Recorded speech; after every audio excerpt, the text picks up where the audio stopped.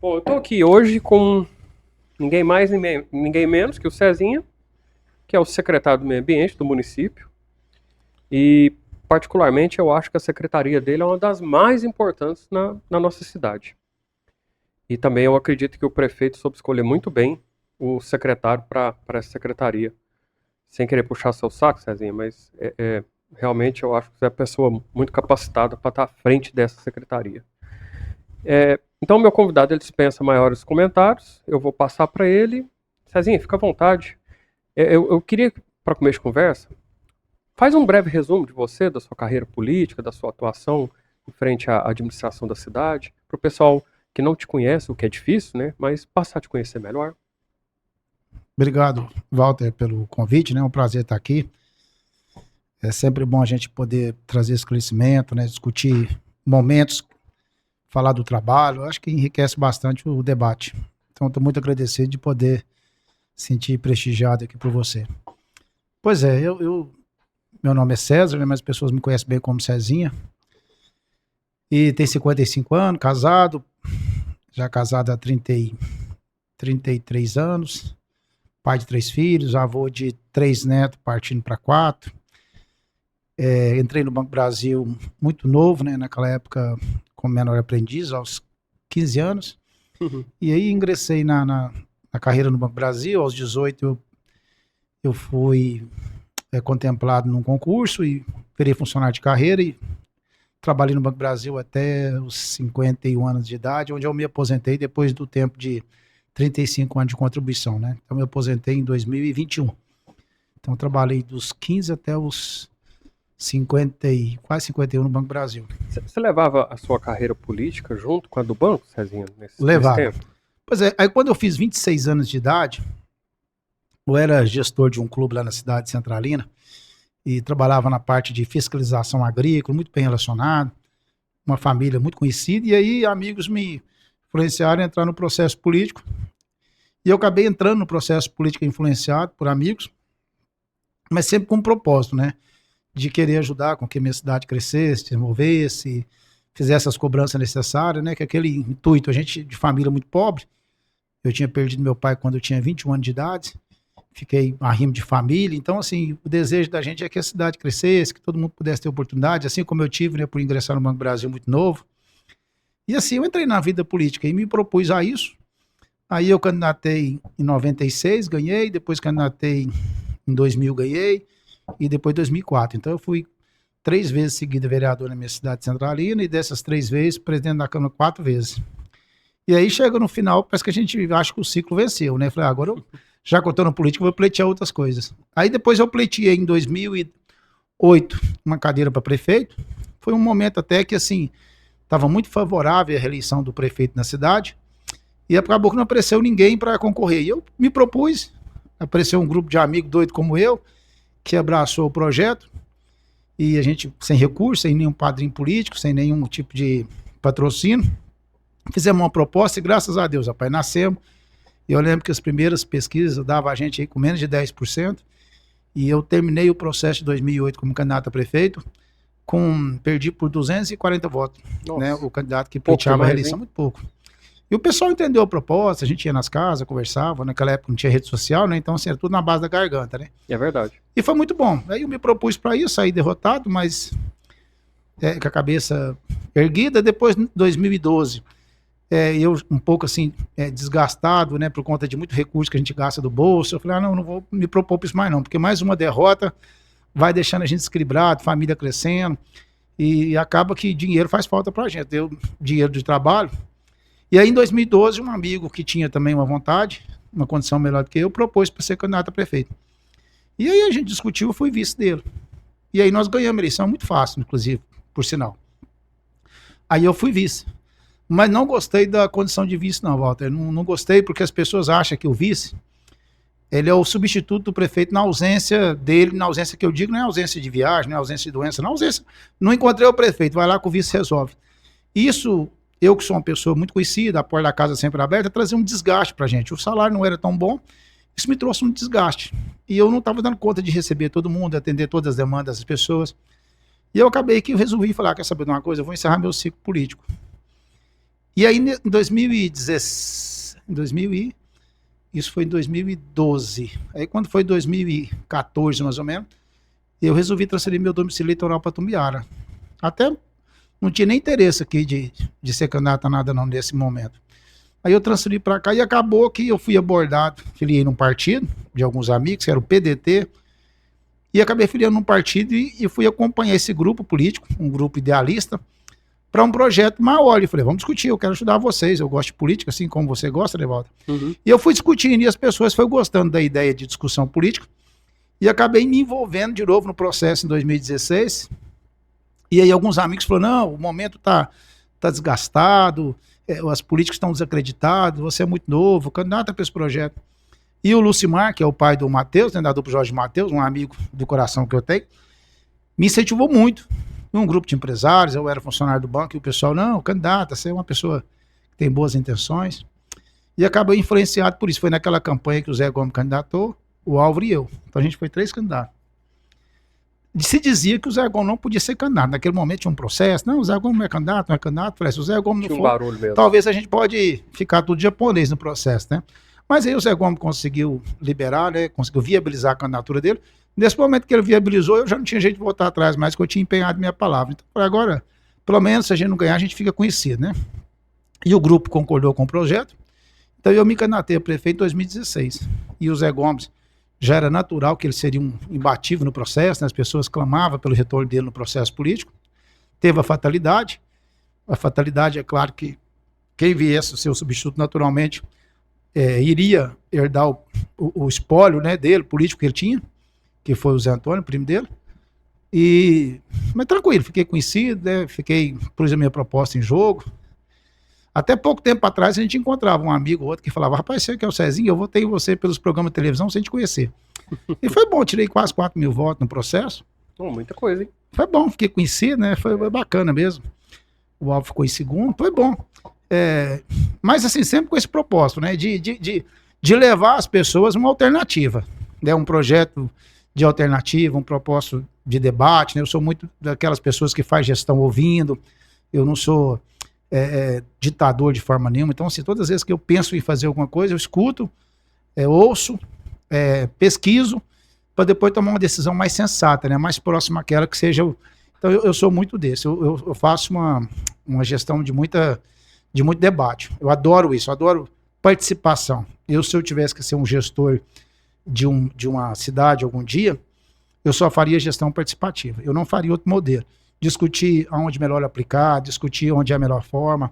Então, eu não faria nenhum investimento baseado só na minha concepção. Até porque eu posso estar errado. E eu vou te falar uma coisa. Toma cuidado com essas declarações, porque pelo menos, você acabou de me ganhar o meu voto.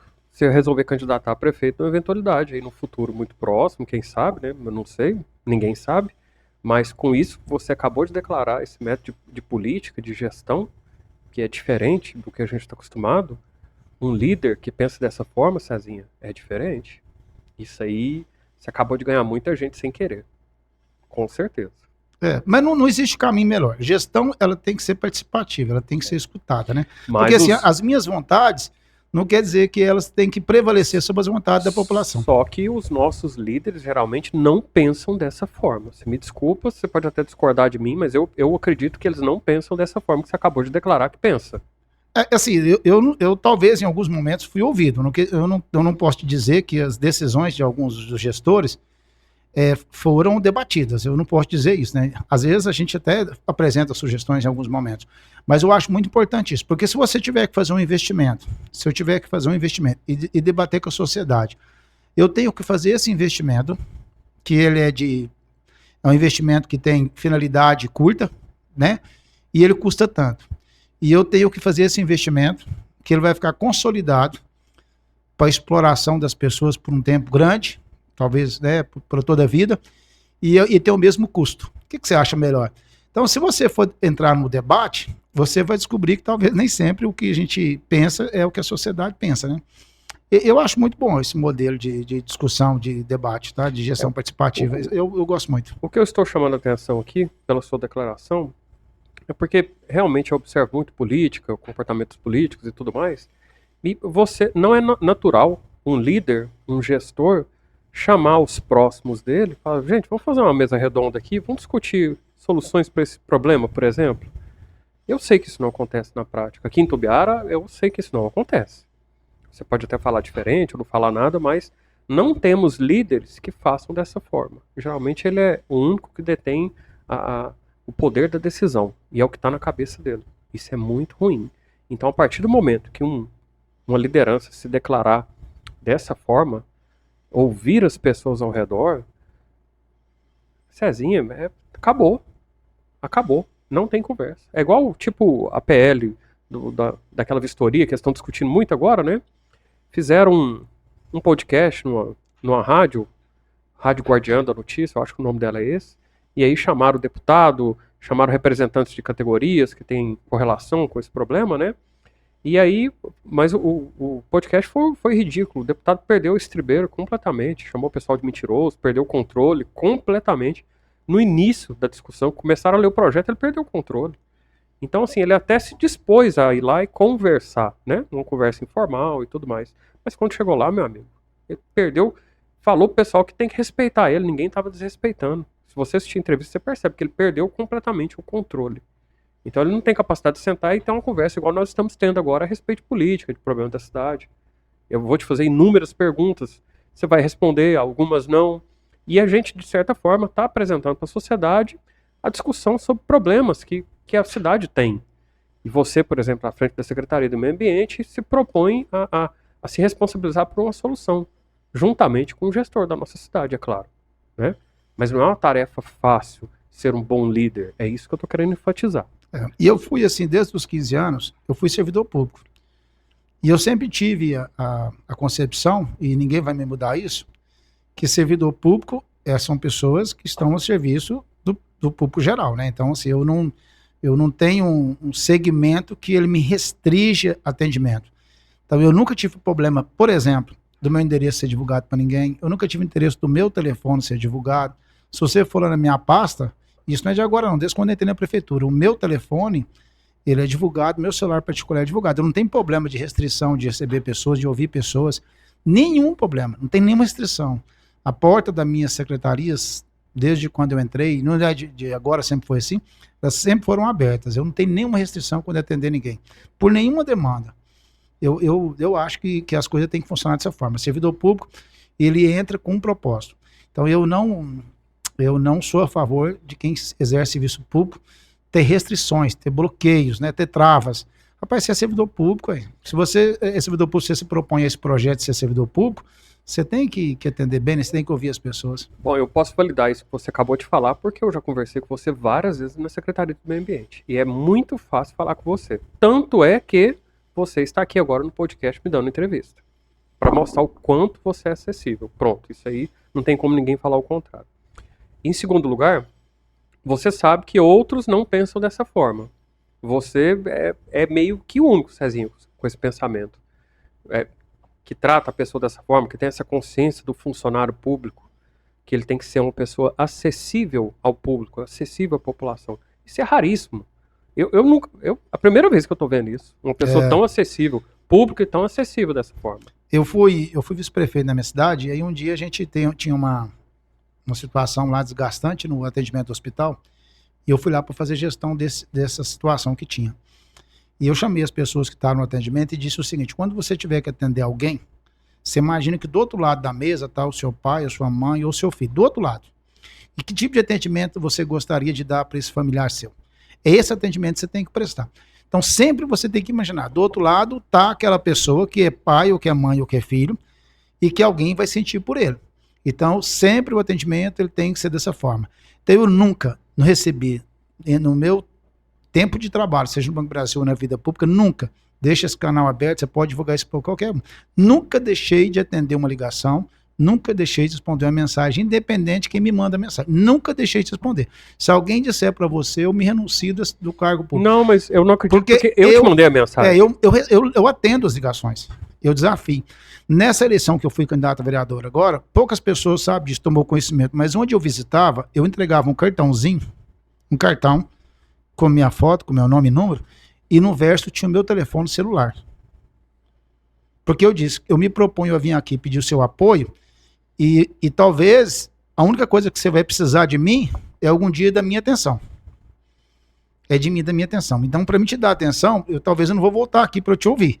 E aí você tem que ir atrás de mim. Então, para mim achar, você vai ligar no meu telefone, que eu vou te retribuir. Porque é uma forma que eu tinha de retribuir o carinho das pessoas, né? Eu sempre disse isso. Eu só proponho ser político se tiver que ganhar por meritocracia.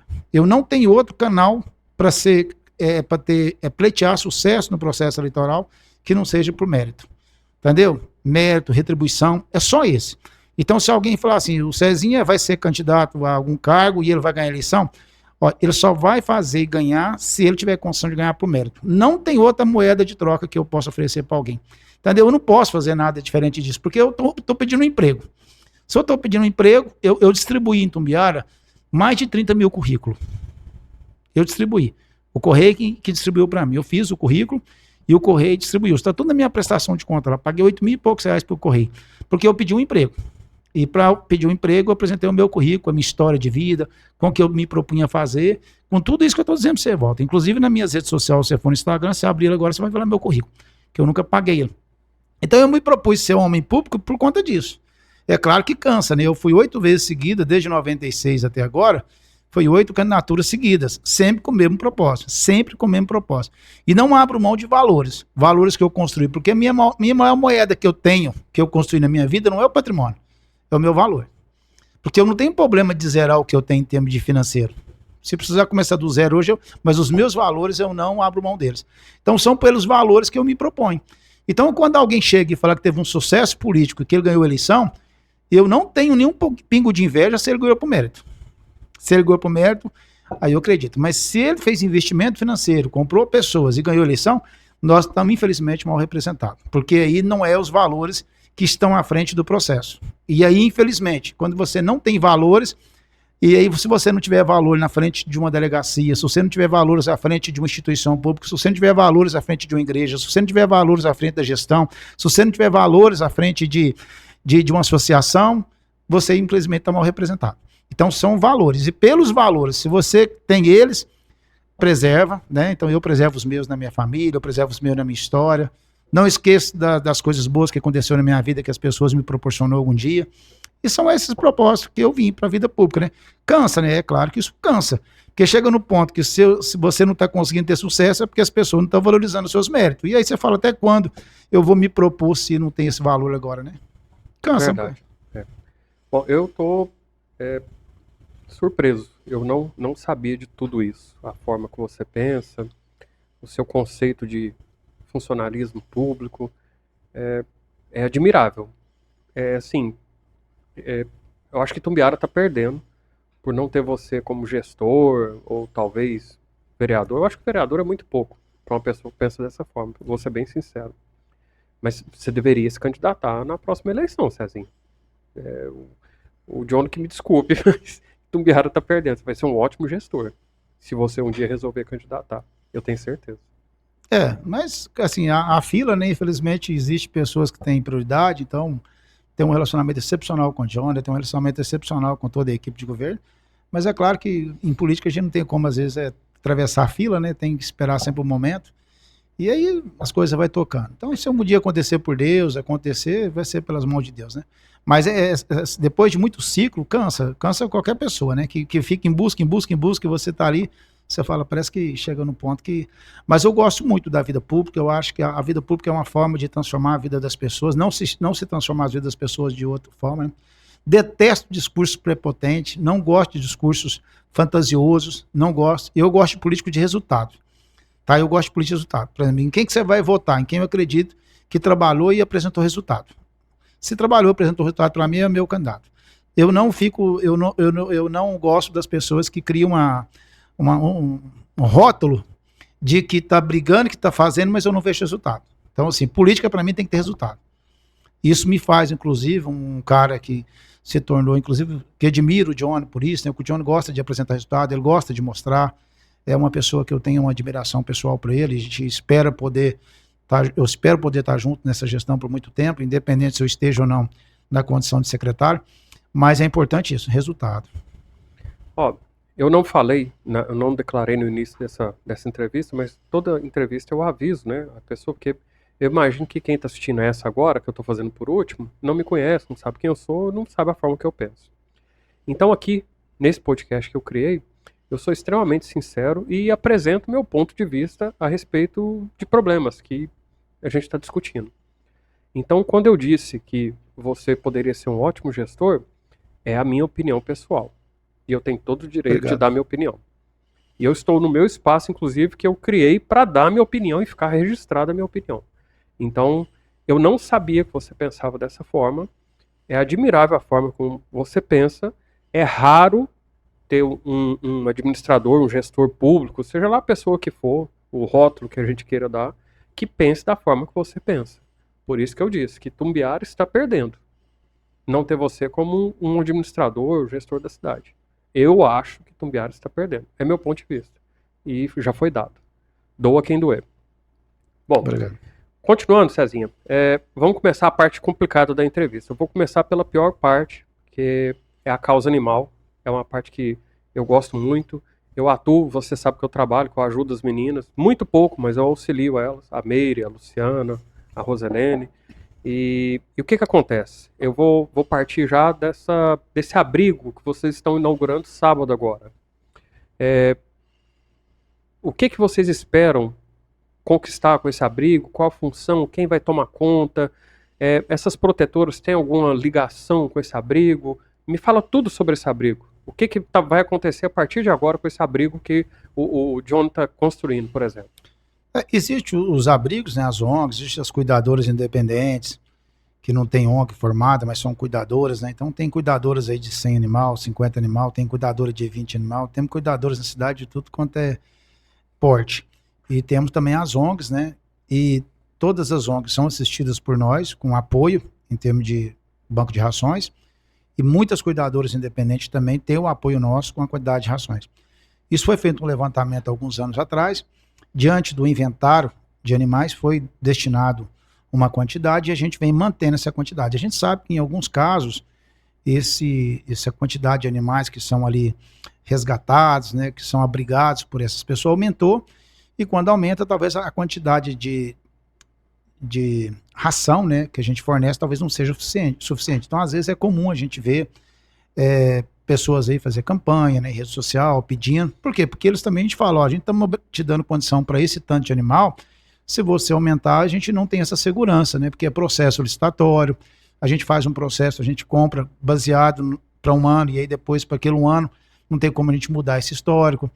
Então tem muitos que por conta do amor que tem pela causa, às vezes aumenta o estoque, e aí nós não assumimos compromisso com essas pessoas, que quando ela aumenta o estoque, a gente é obrigado a dar essa proteção, né, de segurança. Então, por isso que muitas vão para as redes sociais, muitos parceiros pedem, mas é importante dizer que todas as ONGs constituídas em Tumbiara recebem o apoio da prefeitura, desde o início da gestão do John, e a gente procura contribuir também com outras coisas. Quando a gente ganha um pouco a mais, diante das campanhas, dos movimentos, das ações que nós desenvolvemos, a gente também concede um pouco a mais daquilo que a gente tem como combinado. E a gente também doa também para aquelas pessoas vulneráveis, que é muito comum também procurar. Eu tenho 4, 5 animais, estou doente, eu não estou dando conta, meu dinheiro está ficando para os remédios, a gente vai lá, faz uma visita e dá uma assistência também para essas pessoas vulneráveis. Então, assim, o banco de ração não é para qualquer um, não é para qualquer pessoa que tem animal ir lá e buscar. São para as pessoas que não têm condição de adquirir, né? São pessoas mais vulneráveis. Esse é o projeto que a gente tem de apoio. Então, nós estamos fazendo muito para ajudar. É claro que isso aí é um negócio assim, que toda ajuda que a gente oferece, se você aumentar, amanhã vai aumentar animal. Se aumenta a ração, vai aumentar animal, né? Então a gente segura um pouco. E nós estamos agora, o prefeito lançou esse projeto da construção de um abrigo, porque na verdade a gente já tinha um abrigo já lá no zoonose. Só que esse abrigo do zoonose, ele é um abrigo voltado para a questão de saúde animal. Então assim, não era um abrigo. O zoonose é um lugar que um animal que está passando por doença, né, tá com sofrimento, doença, ele vai para lá para ter um acompanhamento, né, principalmente esse animal que a gente chama animal comunitário. O animal comunitário é um animal que não tem um tutor por ele, está na rua.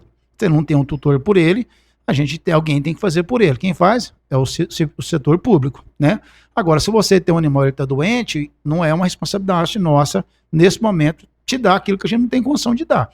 Tá? E aí, Então o zoonose, ele abrigava esses animais, e com isso complicou muito na ideia das pessoas de que o zoonose era um abrigo, e o zoonose não era um abrigo, ele é só essa ponte para tentar tratar o animal. Então, animais em doenças, né? Que circula, né? Raiva, alguma coisa nessa situação.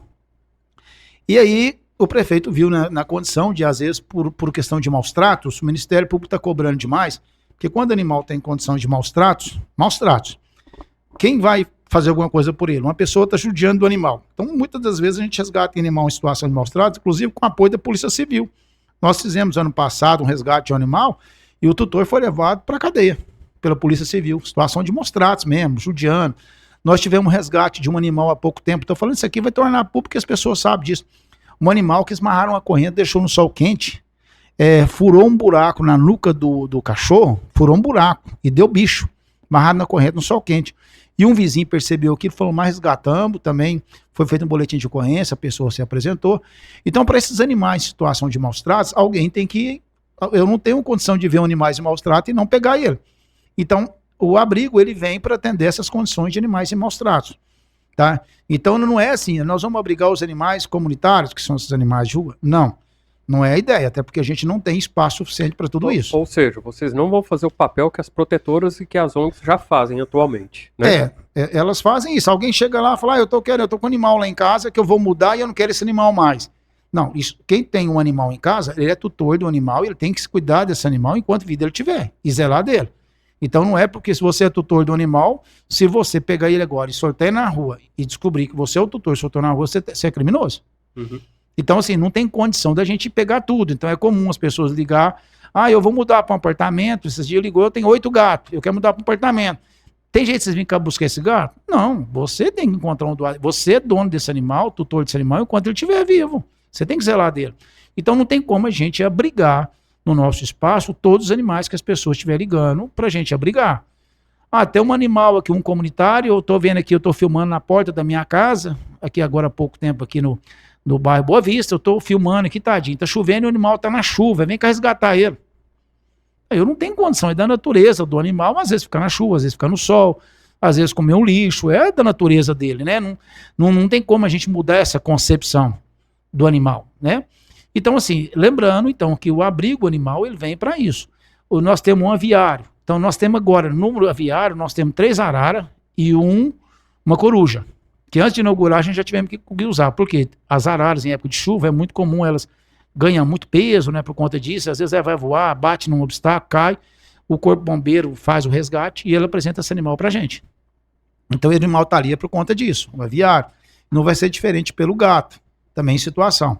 Nós temos as baias de cavalo. Em que situação que a gente resgata cavalo? Cavalo que está atrapalhando, que está incomodando na rua, né, que está em áreas públicas, que não tem tutor, porque quando tem tutor, não vai lá e fala, prende seu animal. Se não prender, a gente vai te multar, entendeu? Vai fazer um boletim de ocorrência, vai responder um processo. Mas é comum as pessoas estão andando pelas ruas e vendo animal solto. E aí esses animais soltos, quando a gente não descobre um animal de grande porte, o que a gente tem que fazer com ele? Eu tenho que tirar ele, porque é questão de segurança para ele. Uhum. Recentemente, uma menina que trabalha na Secretaria de Obras, estava vindo de carro para trabalhar, um cavalo lá no bairro de Onara Rocha atravessou, ela bateu com o carro, machucou a perna, o carro dela estragou e o animal veio a óbito. Quer dizer, você acha que nós descobrimos de quem que era esse animal? Não conseguimos. Não. Infelizmente não descobrimos. Poderia ser uma pessoa de moto e teria sido vítima. Então cabe a nós, nessa situação, resgatar esse animal. E aí a gente pega, com o apoio do SMT, o animal de grande porte, a gente leva para lá. E aí depois a gente tem um trâmite para fazer. Se a pessoa procurar, a gente tem que fazer um processo, ele tem que pegar esse animal e levar para um habitat fora da perímetro urbano, senão o compromisso de que ele não vai mais colocar o animal exposto em vias públicas. Aí tem todo um trâmite para esse animal de grande porte, né? Então é isso que a gente tem que mostrar para a sociedade. Não adianta a partir de segunda-feira as pessoas me ligarem e falar, agora eu tenho 5 cachorros na porta do meu supermercado que está me incomodando e vem cá resgatar ele. A gente não tem condição de fazer isso, são animais comunitários. Bom, eu acredito que tenha ficado claro para todos que estão assistindo agora qual o objetivo desse abrigo que o prefeito acabou de construir, que você vai inaugurar sábado agora. Eu acho que ficou bem claro. Lá não é um local para abrigar os animais ou para recolher animais abandonados que vai levar para lá. Não, lá é um lar temporário para tratar os animais. Isso mesmo. São animais em situação mais delicada, que está ferido. leva para lá para tratar. Que não mas- tem tutor. Isso, que não tem tutor, mas depois esse animal vai ter que sair de lá. Então, a A população... gente vai tentar buscar um tutor para ele. Exato. Então, a população não vai procurar o centro de abrigos para falar assim, tem um cachorro solto aqui na rua da minha casa, vem aqui e pega ele. Não. Isso aí continua com as protetoras. Ficou claro. Não, assim, se as protetoras também o quiser, né? Porque a gente tem que tentar ver se a gente acha uma pessoa, né, que adota esse animal, porque ele é um animal, a gente chama de animal comunitário. Agora, tem animais também que oferecem risco. E quando a gente oferece risco, vamos dar um exemplo agora. O pessoal da Reciclar me ligou ontem, está me ligando hoje, que apareceu um pitbull. Então a minha equipe está tentando ver se descobre lá na vizinhança quem é o dono do pitbull, porque o pitbull está oferecendo risco para as pessoas que estão trabalhando. E aí você fala assim, se acontecer isso, ninguém quer o pitbull lá. E aí ele foi um animal que oferece risco. Então a minha equipe trabalhou ontem, e hoje cedo não foi, porque infelizmente um colega que está à frente disso hoje ele ficou doente, e a gente tem que andar atrás de achar o tutor desse animal.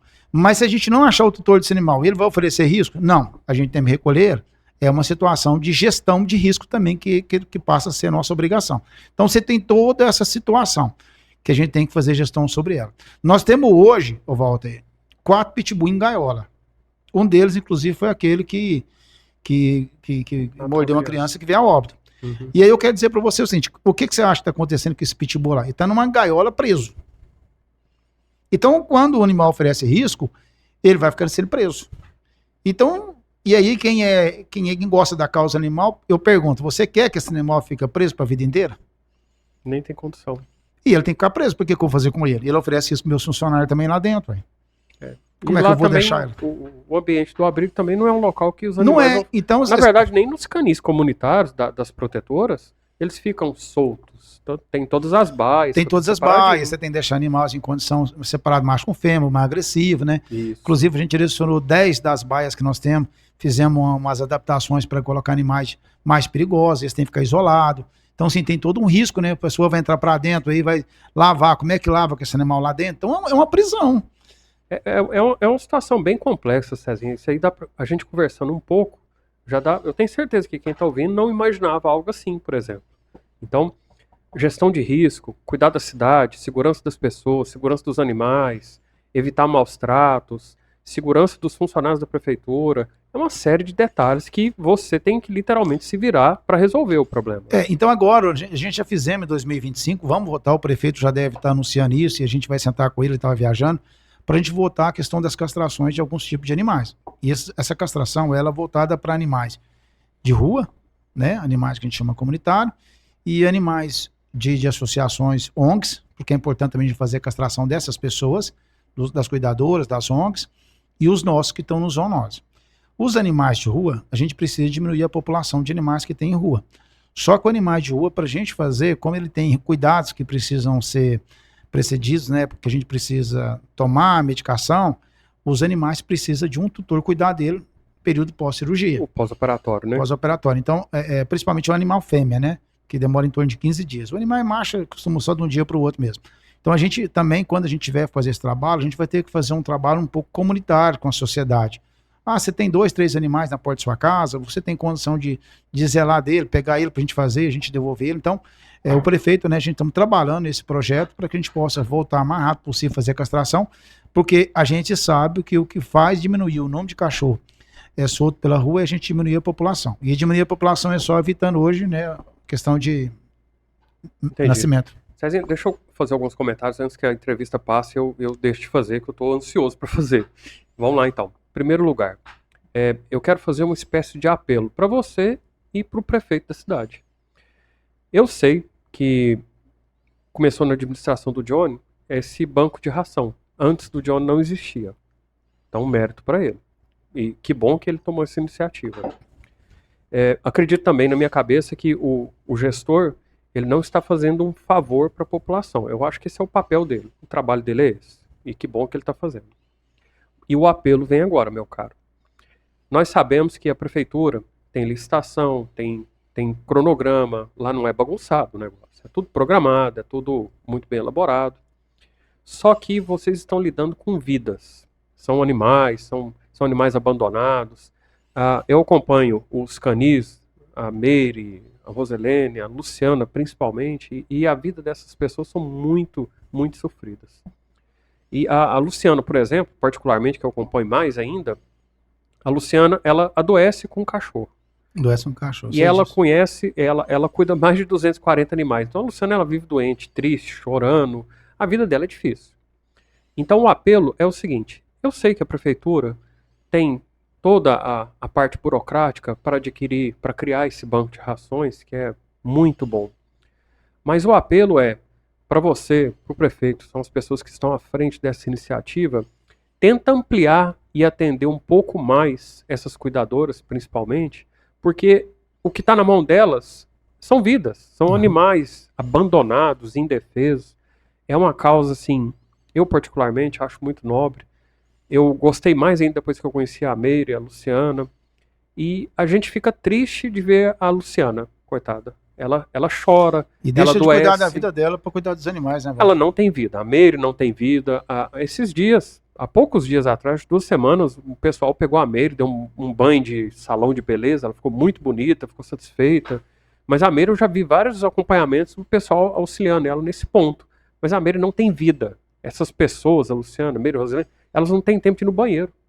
Eu não vou nem falar em almoçar ou jantar. Se ficar doente, tá com problema. E aí, a Luciana, ela pega um cachorro que ele estava sob maus tratos, cheio de ferida, com bicho, com doença, você já sabe do que eu estou falando, e algumas pessoas também sabem, mas a Luciana adoece com o cachorro.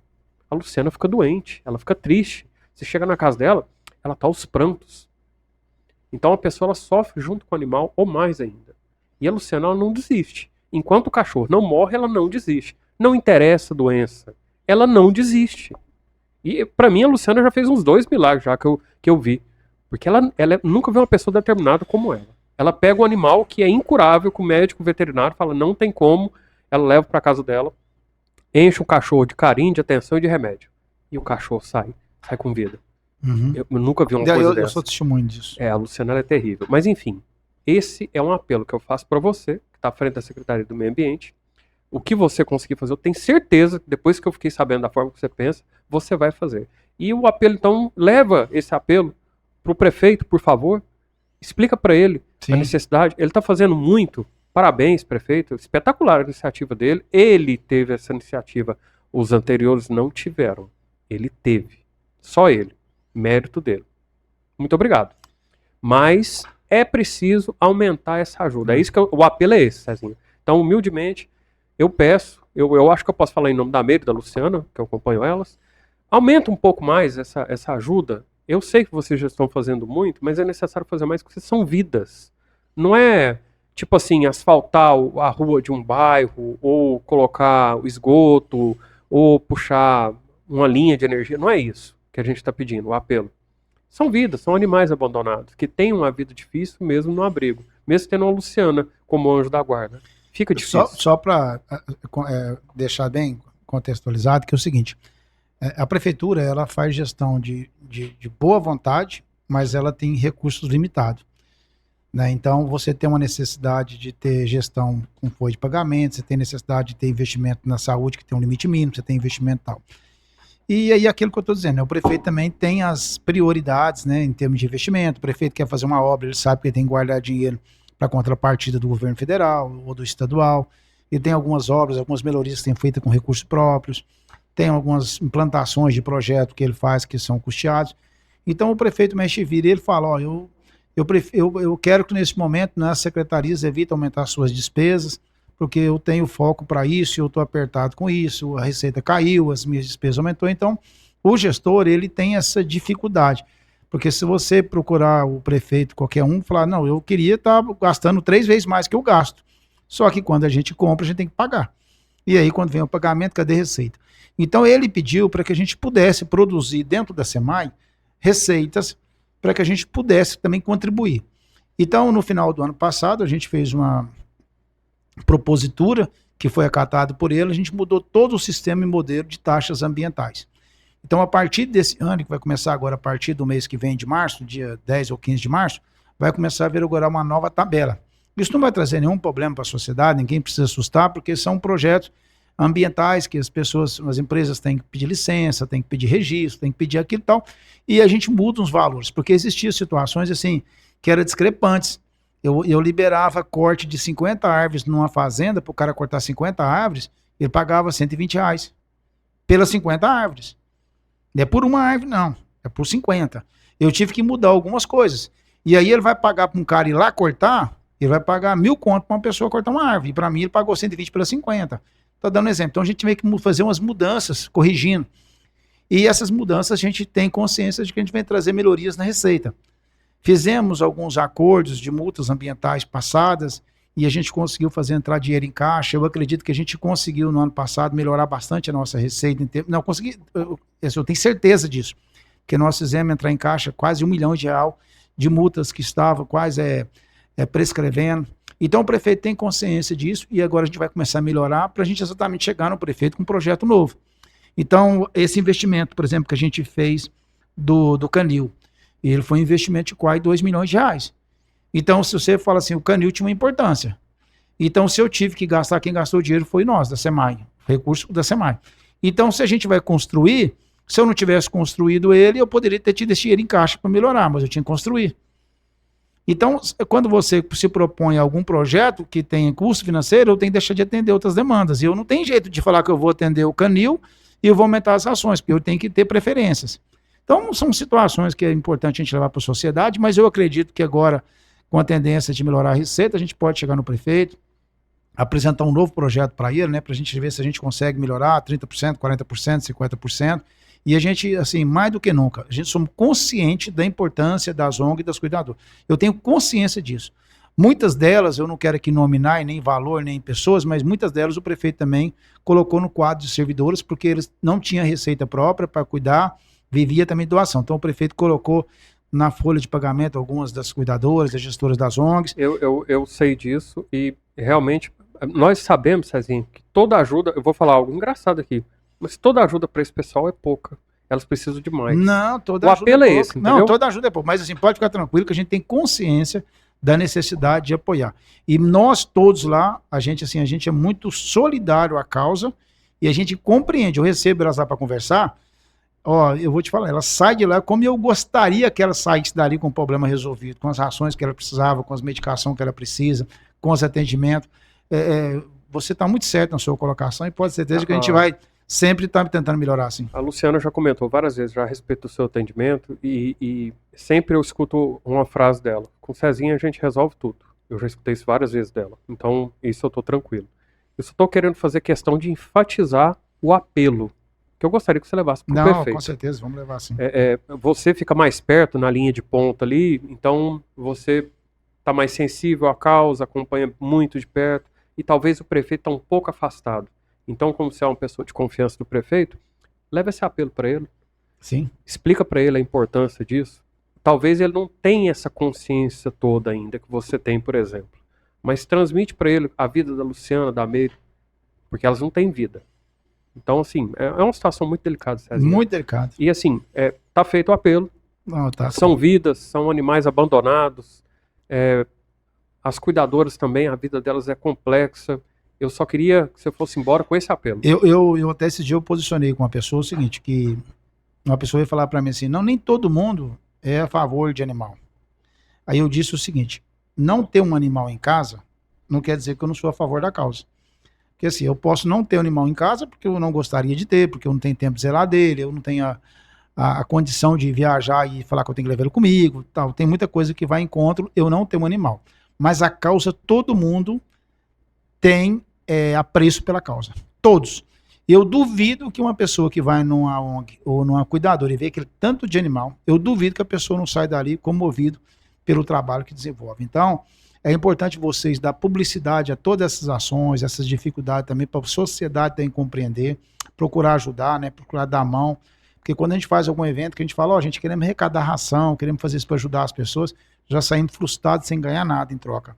Então é importante que a sociedade, vocês também que são pessoas influentes em redes sociais e digitais, ajudar nesse movimento, né? Porque a causa é muito nobre. E eu quero aqui deixar bem claro para você que é um formador de opinião, que eu sou muito solidário mesmo. Todos nós da SEMAI, todos somos muito solidários à causa aí do animal, e eu vou levar essa proposta para o prefeito. Já sentamos no ano passado, mas diante das dificuldades de acerto, o prefeito fazendo ajuste para não ficar devendo conta, para não fechar ano em vermelho, ó, corta daqui, tira daqui, tirando hora extra, ó, diminui hora extra, diminui isso aqui porque eu não posso fechar no vermelho. Então era um momento difícil também para a gente levar uma proposta naquele momento. Era um momento difícil. E a gente espera que com as coisas melhorando agora, o prefeito pode assim fazer um ajuste aí, né? Bom, o prefeito meio quadrado, ele que se vire, né? Ele dá o jeito dele. O que importa é não deixar esse pessoal desamparado, porque quando fica desamparado, animais morrem. Esse é o problema. Então, assim, é igual eu estava fazendo analogia. Não é, a gente não está pedindo para asfaltar uma rua, colocar um esgoto. Se faltar, a ajuda da prefeitura ela é ótima. Mas se faltar, vai morrer animal. Sei disso.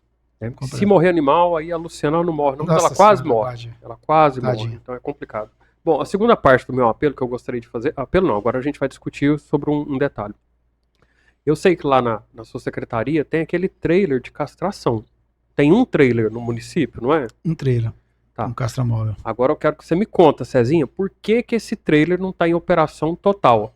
Uma vez que, eu posso estar equivocado, mas eu acredito que não. A minha opinião é muito simples. Eu acredito que a gente resolve o problema da causa animal, 80% dele, com castração. Como você já disse anteriormente. Você já sabe disso pelo visto. Então, se a gente colocar... Por que a prefeitura não coloca em prática, então, essa castração, já que tem o trailer lá? Qual o problema? Por que isso não existe um plano para efetivar essa castração dos animais da cidade? Mesmo porque eu acredito que essa castração ela tem que ser um processo contínuo, que não vai parar mais, uma vez iniciado. Não pode parar. Eu já presenciei poucas ocasiões que houve a castração aqui da prefeitura. Inclusive eu tentei até levar os gatos daqui de casa. Eu tenho só 13 gatos aqui em casa. Eu sou um protetor de gato aqui. Mas o que acontece? É um processo contínuo, Cezinha. Quando iniciar, tipo assim, a prefeitura vai ficar um ano fazendo castração. Talvez com um ano, eu acho que com um ano, a gente resolve o problema de Tumbiara. Vai acabar com esses animais. Porque através da castração não vai haver mais a procriação. O número não vai aumentar. E aí as protetoras, a prefeitura, com o abrigo dela, na medida do possível, vai segurar esses animais que estavam na rua abandonados e aí até encontrar tutores para ele. Mas o número vai parar de aumentar, que é o mais importante hoje, né? Explica pra gente por que isso não está acontecendo. O castramóvel ele estava sendo gerido por um veterinário contratado pela Secretaria de Saúde. Não por nós, pela SEMAI. E o veterinário contratado, ele tinha as especificações que ele podia trabalhar, que chama saúde animal. Não era bem-estar animal, era saúde animal. Então ele tinha uma finalidade junto à Secretaria de Saúde. E a gestão do castramóvel é da Secretaria do Meio Ambiente. Então, infelizmente, por isso, por conta de ajustar o trabalho dele, o propósito para que ele foi contratado, que agora ele está no propósito que foi contratado, que é a causa zoonose, ele voltou para a zoonose, para a causa. Então, com isso, a gente deixou de ter um profissional para castrar. E aí a gente tem que regulamentar essa atividade dentro da nossa secretaria para que a gente possa contratar um profissional para que fique à nossa disposição. Então, a gente estamos trabalhando esse processo para contratar um profissional pela causa bem-estar animal. Então, esse é um propósito. Segundo, a gente não tinha um espaço que a gente poderia deixar o animal em período de recuperação. Essa era a maior dificuldade que a gente não tinha um abrigo. Então, os animais que estavam aparecendo para a gente fazer eram animais assim, de tutores e... eu tenho um animal, quero ir castrar. Eu tenho um animal, quero ir castrar. São pessoas que tinham tutores que talvez nem público era do processo. Então, agora a gente vai levar o castramóvel. O prefeito já propôs, já discutimos o castramóvel lá para o abrigo. A gente está em busca de contratar um profissional que seja experiente em processo de castração. E aí depois a gente vai buscar essas parcerias para que a gente possa pegar esse animal, que a gente chama de animal comunitário, que esse é o maior problema que a gente tem. Então, animal comunitário, o animal de abrigo, de ONGs, para que a gente possa levar e passar, fazer a castração dele lá e ele poder ficar internado ali por um período no abrigo até o período de recuperação dele, né? Então, esse período pós-operatório, principalmente o animal fêmea. Então, a gente teve essas situações que trouxe um pouco de conflito, né, de contratação. Tivemos que fazer um ajuste para evitar a denúncia, né, do profissional tá desviado da função dele, que era saúde para bem-estar, e nós estamos ajustando isso, mas logo o prefeito vai anunciar, a gente espera que abril, alguma coisa assim nesse sentido, a gente volta a fazer essas castrações, vamos fazer todo um processo de novo.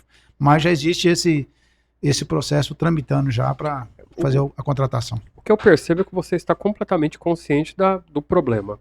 E, pelo visto, já existe um plano também. Uma pena que demora, às vezes, para começar a executar o plano. Demora. Mas já existe o plano.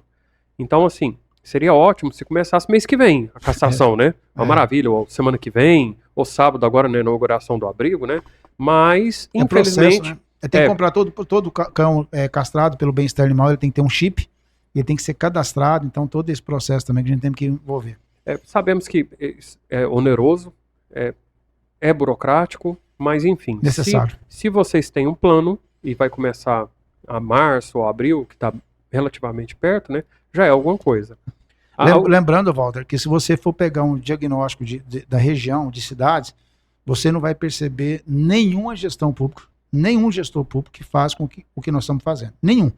Inclusive, recentemente eu recebi de Buriti Alegre e Cachoeira Dourada visita de pessoas aqui querendo discutir, porque eles estão tendo necessidade, mas não sabem nem por onde começar, porque sabem que a causa é grande, não sabem nem por começar. Então, se você fizer pesquisas hoje em qualquer cidade, seja de pequeno, médio ou grande porte, você vai perceber que nenhuma cidade tem a estrutura e oferece o que nós oferecemos aqui. Então, a gente já evoluiu bastante, mas sabemos da necessidade de evoluir e melhorar muito ainda.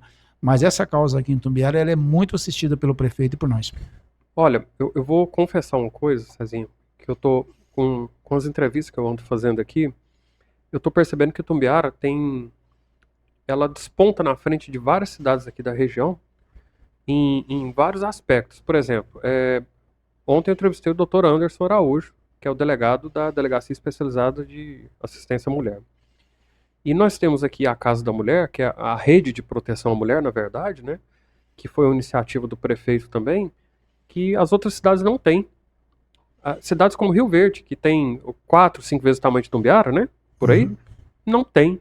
Itumbiara é referência. Então é muito interessante isso, a gente saber disso. O Batalhão Tiradentes de Itumbiara, ele atende várias cidades na nossa região. Então sai tudo daqui. E essa parte também da causa animal, que pelo que você está comentando, também é uma referência, né? O abrigo com as protetoras, enfim. Mas Itumbiara, ela destaca.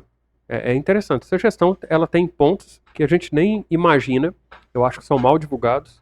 Deveria divulgar isso mais para a população. Não querendo puxar saco do prefeito, nem nada, mas tem que reconhecer o trabalho dele.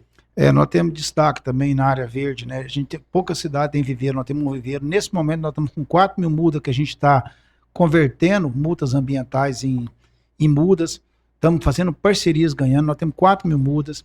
Ontem eu fiz uma parceria para mais 2 mil, que é um projeto que o prefeito tem, que a gente deu o nome de Verde é Vida, para recuperação de nascentes, recuperação de parques.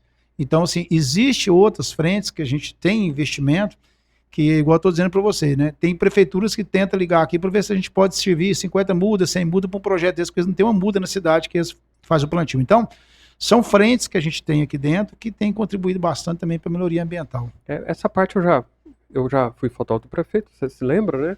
Mas eu já acompanhei já alguns eventos como esse, recuperação de nascente, preservação de Mata Atlântica, distribuição de muda. Eu já peguei muda da prefeitura que eu ganhei. Então, realmente, como eu disse anteriormente, eu vou repetir.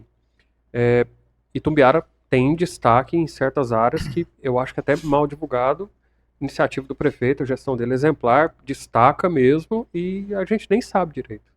Nem tem essa consciência. Isso é bom o prefeito aprender a divulgar isso, né? O Erivaldo está fazendo pouco lá. Pode divulgar melhor essa parte aí, porque realmente Itumbiara é referência em vários aspectos. Eu tenho que admitir. Não adianta. Apesar que a causa animal, eu acho que ela é mais sensível, né? Enfim. Então, Cezinha, o outro comentário que eu queria fazer era sobre esse trailer de castração. Pelo visto, vocês já sabem, já têm consciência do tamanho do problema e já sabem também a solução para esse problema. E está tentando efetivar agora. Em busca. É muito interessante a iniciativa do prefeito criar esse abrigo, que é um local que vai servir também como transição, pelo visto, quando iniciar a castração, principalmente de fêmeas, que precisam de talvez 2 semanas para recuperar. O oposto do macho, que no outro dia já pode sair, já recupera, né? Mas esses 2 pontos, especificamente, são pontos bem delicados. Ração, que a prefeitura já faz, seria bom se ela pudesse fazer um pouco mais. e a castração dos animais da cidade. Que a partir do momento que o prefeito iniciar essa atividade, vai melhorar muito para os animais aqui na cidade. Isso é muito importante também, né? Cezinha, mais uma questão. O abrigo, quem é que vai ficar responsável pelo abrigo, pela administração? Quem é que vai cuidar dele? Não, nós temos um servidor lá que o prefeito já fez um alinhamento, é um servidor lá mesmo que vai ficar lá em loco zelando, é um técnico que vai ficar ajudando. A gente já está avaliando também essa questão da contratação de um veterinário para assinar tecnicamente pelo abrigo. E aqui, dando uma força por fora, né, nós temos um coordenador da Casa Pet, que é o Tarso Ribeiro, que é um amigo nosso, faz um trabalho aqui. Então, assim, a gente vai ter pernas nossas lá, pernas aqui para estar fazendo isso, né? Então, mas assim, tudo voltado sobre a gestão da Secretaria de Meio Ambiente. Então, assim, a gente vai ser um gestor que a gente vai ter essas pessoas lá à frente, mas a gente vai estar assistindo e acompanhando todo o processo de administração lá do espaço. Uhum. E a inauguração vai ser sábado agora, né? Sábado 9 às horas? 9 horas. Entendi. E lá vai ser esse local, então, que fique bem claro para as pessoas, não é para deixar animal lá na porta, Não, se abandonado. deixar é crime, aí é prisão, cadeia. Não é para largar, lá é um local de transição para tratamento dos animais. Animais em situação, principalmente animais em situação de maus tratos. Isso, que isso fique bem claro, então. De certa forma, isso vai desafogar um pouco as protetoras também, né? Que elas fazem exatamente isso, né? Além de resgatar o animal na rua, leva para o abrigo delas e cuida do animal. O problema é que depois que esse animal já está curado, não encontra um tutor e acaba ficando por lá. Por isso que os abrigos estão tão cheios. Né? Estão cheios. Mais um detalhe, Cezinha. Não seria interessante a prefeitura organizar algumas feiras para adoção de animais? Eu já vi isso de modo... algumas protetoras fazem isso. E é de vez em quando. Tem muito tempo. Inclusive, até conversei com a Luciana, há umas 3 semanas atrás, ela fez uma pequena amostra lá na Beira Rio. Eu fui lá, fotografei para ela, para doação. Eu vi vários animais sendo acolhidos lá, inclusive. Mas não era interessante a prefeitura ter uma iniciativa nesse aspecto para criar feiras de adoção, como por exemplo já teve na Praça São Sebastião, enfim. E de certo modo, tudo na causa animal é engraçado porque tem que ser constante, não pode ser feito só uma vez. A castração é constante, feiras de adoção, tipo assim, deveria ser feito todo final de semana para que realmente consiga desafogar os abrigos que estão completamente lotados. O da Luciana tá abarrotado de animal abandonado, o da Meire também, entendeu? A maior dificuldade que a gente tem dessa feira é exatamente a questão do traslado de animal para levar para ali, para ficar, né? Porque tem que ter gaiola, por exemplo. Eu também já pensei nisso. As gaiolas, Walter, que nós temos lá para fazer esse transporte, elas estão hoje com pitbull, para você ter ideia. Então, assim, a gente cria um pouco de dificuldade para dar conta de fazer isso, porque a gente tem que ter a gaiola, pegar o veículo e levar. Mas, pontualmente, a gente faz algumas participações. Então, por exemplo, vai ter um movimento lá na pracinha da JR essa semana, promovida pelo vereador Reginaldo Máximo, de castração e outros procedimentos. Então, assim, a gente vai estar participando também lá com algumas coisas de animais. O animal que as pessoas gostam muito de entrar em feira de adoção, normalmente são os animais de pequeno porte, né? São os filhotes, que as pessoas têm muito vocação para adotar, né? Os animais de grande porte, essas coisas, a gente leva, mas a efetividade fica com um problema todinho de levar, tirar, e poucas pessoas querem. Então, assim, não é tão efetivo, não. A não ser ser um animal bonito. As pessoas têm esse olhar, né? Você levar um animal que às vezes passou por um processo de recuperação, porque ele estava machucado e tal, as pessoas olham aquilo ali, mas não tem esse olhar de, nossa, eu vou pegar esse animal porque vai ser importante. Não tem. Então, a gente tem essa dificuldade. E aí a gente vai promover também, já falei inclusive com o Tarso sobre isso, a gente vai ter que construir algumas gaiolas para exatamente fazer essa movimentação. Que também é um problema também do pessoal dos abrigos também, né? Eu quero tirar animal. Você vai tirar lá alguns animais pequenos, você vai tirar animais de grande porte. Já tem essa dificuldade, pôr na caminhonete, levar, ficar ali o dia todo com o animal. Tem alguns resultados, precisa mesmo fazer mais. Eu acho que a causa animal ela tem que ter essas ofertas aí de adoção. Infelizmente, nós, seres humanos, a gente tem defeitos demais, né? Então não olha para esse tipo de animal. Como você está dizendo, Cezinha, que é um animal maior, né? Que não é aquele filhote bonitinho e fofinho. A gente tem esse problema. Infelizmente, o ser humano é terrível. Mas o que talvez seria uma solução, aproveitando o gancho, a Luciana, se não me engano, ela está fazendo uma vaquinha, um sorteio, para comprar um terreno para ela ter um local pro abrigo dela, né? Porque ela não tem um local que é dela. Tem não. E o proprietário parece que pediu o terreno, né? Pediu. Então a Luciana está desamparada nesse ponto. O que seria bacana, até seria bom você levar essa reivindicação para o prefeito também, tentar conseguir um local para a Luciana, para ela construir esse abrigo dela, né? Dela entre aspas, né? Mas construir o abrigo e dentro do abrigo já criar uma estrutura um pouco melhor para ser possível a visitação e possível a adoção. Uhum. Porque realmente é muito complicado você pegar os animais de médio porte ou de grande porte, colocar em gaiola e levar para algum local. É extremamente complexo. Eu também já pensei nisso e eu acho que é até inviável. Não dá para a gente fazer isso. Então o que, que seria bom? Leva a pessoa até a montanha. Então, Leva até o local, né? prepara o abrigo, de certa forma. Até bom que as pessoas podem visitar o abrigo e ficar um pouco mais sensibilizadas para ver a realidade do abrigo. Porque lá não é fácil, não é um local que o animal ele fica feliz, é difícil, né? São várias baias, são vários animais. Então, assim, se a população visitar, pode ajudar de forma mais efetiva, pode adotar esses animais. Não é só o filhote bonitinho que a pessoa tem que adotar também, né? Tem muitos outros animais que vai fazer bem para a pessoa, ela só não sabe ainda. Uhum. Mas a verdade é essa. Então seria bacana se isso fosse possível, né? Tá certo que o John já tá dando a mão, mas para quem dá a mão, dá o braço, a perna e o resto também. Mas auxilia a Luciana a conseguir esse local e essa construção, que aí eliminaria boa parte do problema. Melhorar a estrutura do abrigo para que pessoas possam visitar e poder efetivamente adotar esses animais. E seria de grande eu ajuda. vejo assim, que talvez a possibilidade de brigar por isso, né? Porque a prefeitura, para fazer doação, né, ela tem todo um trâmite, né? Para fazer com que isso aconteça. Mas eu vejo como um propósito bom para ser atendido. Fazer a doação para ela, né? Eu não sei como está a situação documental dela, da ONG dela, mas dá para fazer uma parceria, sim. É questão de sentar com o prefeito e apresentar uma proposta para A ela. Luciana, ela se vira. O documento, ela vira o documento, ela é bem eficiente. E outra coisa também que é bom deixar claro, não colocar todo o peso nas costas do prefeito, da prefeitura, mas a população também tem uma parcela muito importante de responsabilidade em tudo isso que a gente está falando.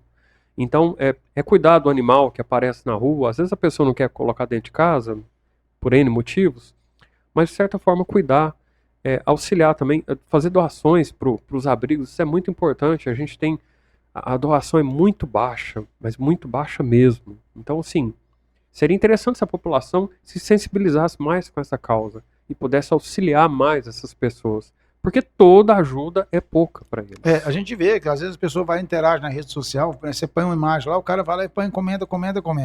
Mas se você falar assim, qual foi a efetividade? Você acha que precisa, mas você fez alguma coisa? Levou lá 5 quilos, 2 quilos, um saco de ração?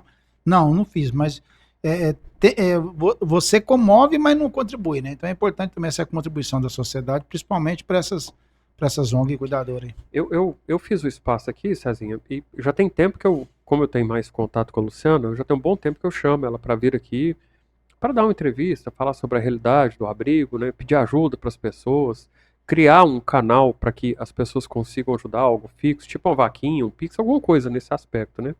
Inclusive eu até convidei ela para vir hoje, ela não pôde vir, porque estava extremamente ocupada, não conseguiu desocupar. E informei que você estaria aqui, que era a oportunidade perfeita, né? O secretário do Meio Ambiente com a Luciana, que tem um abrigo imenso, cheio de animais, perfeito. Ela até poderia fazer o apelo de forma mais eficiente do que eu. Mas, de todo jeito, está feito o pedido, está feito o apelo, está feito o agradecimento. Vamos né? trabalhar.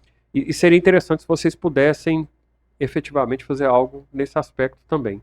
Como eu disse anteriormente, o prefeito que se vira. Né? E você também, Cezinha. É problema seu e dele. Certo. Bom, eu acredito que o que eu precisava te perguntar, Cezinha, transmitir para as pessoas é o que a gente já falou. Você já transmitiu de forma muito eficiente, muito clara. Já explicou qual é o papel do abrigo, que o prefeito está inaugurando agora, você também. A respeito da castração, que é muito importante. Eu não sei qual é o plano de vocês, castrar só macho, enfim, mas precisamos que vocês façam tudo que é possível. E a causa, ela é urgente. A verdade é essa. Então eu acompanho os abrigos e a situação deles é muito complicada, muito. E digno de pena. E se a gente não fizer alguma coisa, vai morrer tudo. É uma pena. Você deve acompanhar bem de perto, mas leva esse apelo pro seu chefe, para ver se ele fica mais sensível ainda à causa, apesar que ele já faz muito. Sim. Né? Cezinha, meu amigo, você gostaria de fazer alguma declaração, deixar algum aviso para o pessoal, qualquer comunicado, ou para Luciana, para Meire, para esse pessoal aí? Não, o recado é que a gente é parceiro, né, que a gente é solidário e que puder contribuir, eu vou estar sempre contribuindo, seja como amigo, colega, né, ou como gestor da SEMAI, e pode ter certeza que a gente vai tentar avançar algumas coisas com o prefeito. Eu vou sentar com o prefeito, já estava no radar, inclusive ontem eu estava conversando com a Elina Mar, que é a secretária de saúde, por conta dessa transição entre zoonose e abrigo, e eu já falei para ela que a gente vai ter que sentar com o prefeito por conta de alguns ajustes, e o prefeito já sinalizou sobre a questão de credenciamento do profissional, já sinalizou também sobre a questão de compra de insumos e medicamentos para começar o trabalho de castração. Então, assim, ele já sinalizou, a gente está terminando o processo, e logo a gente vai ter algum resultado que eu tenho certeza absoluta que vai ser uma evolução, tá? Eu não posso ainda gerar expectativa, porque de repente as pessoas podem ficar frustradas comigo, mas já existe esse procedimento. O Thales também, que é um amigo, secretário de governo, recentemente alguma cuidadora procurou, ele me ligou, falou: César, dá uma atenção especial, vamos resolver, traz uma proposta para a gente sentar com o prefeito. Então está sendo construído por várias mãos.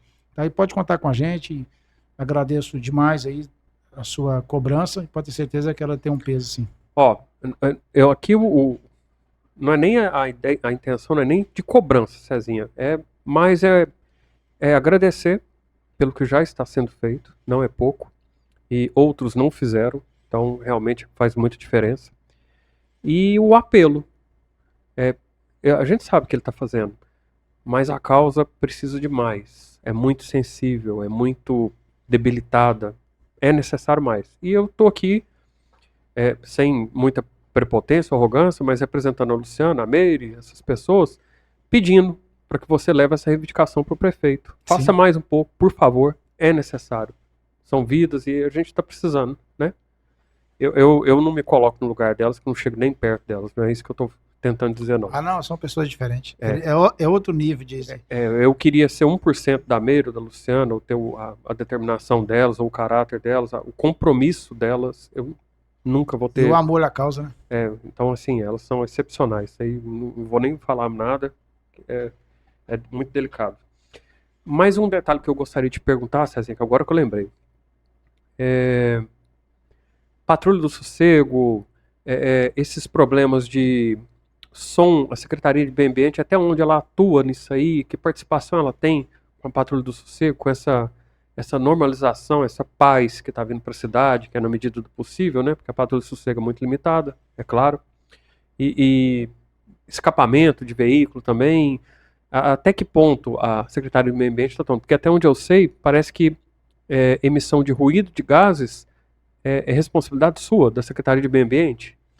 Assim, a poluição, ela é minha responsabilidade, né, da Secretaria do Meio Ambiente. Então, poluição, ela pode ser por gás, ela pode ser poluição sonora, ela pode ser poluição por conta de visual. Então, assim, tem vários modelos de poluição que a gente tem a atribuição. E passamos por um período muito crítico aí de poluição sonora.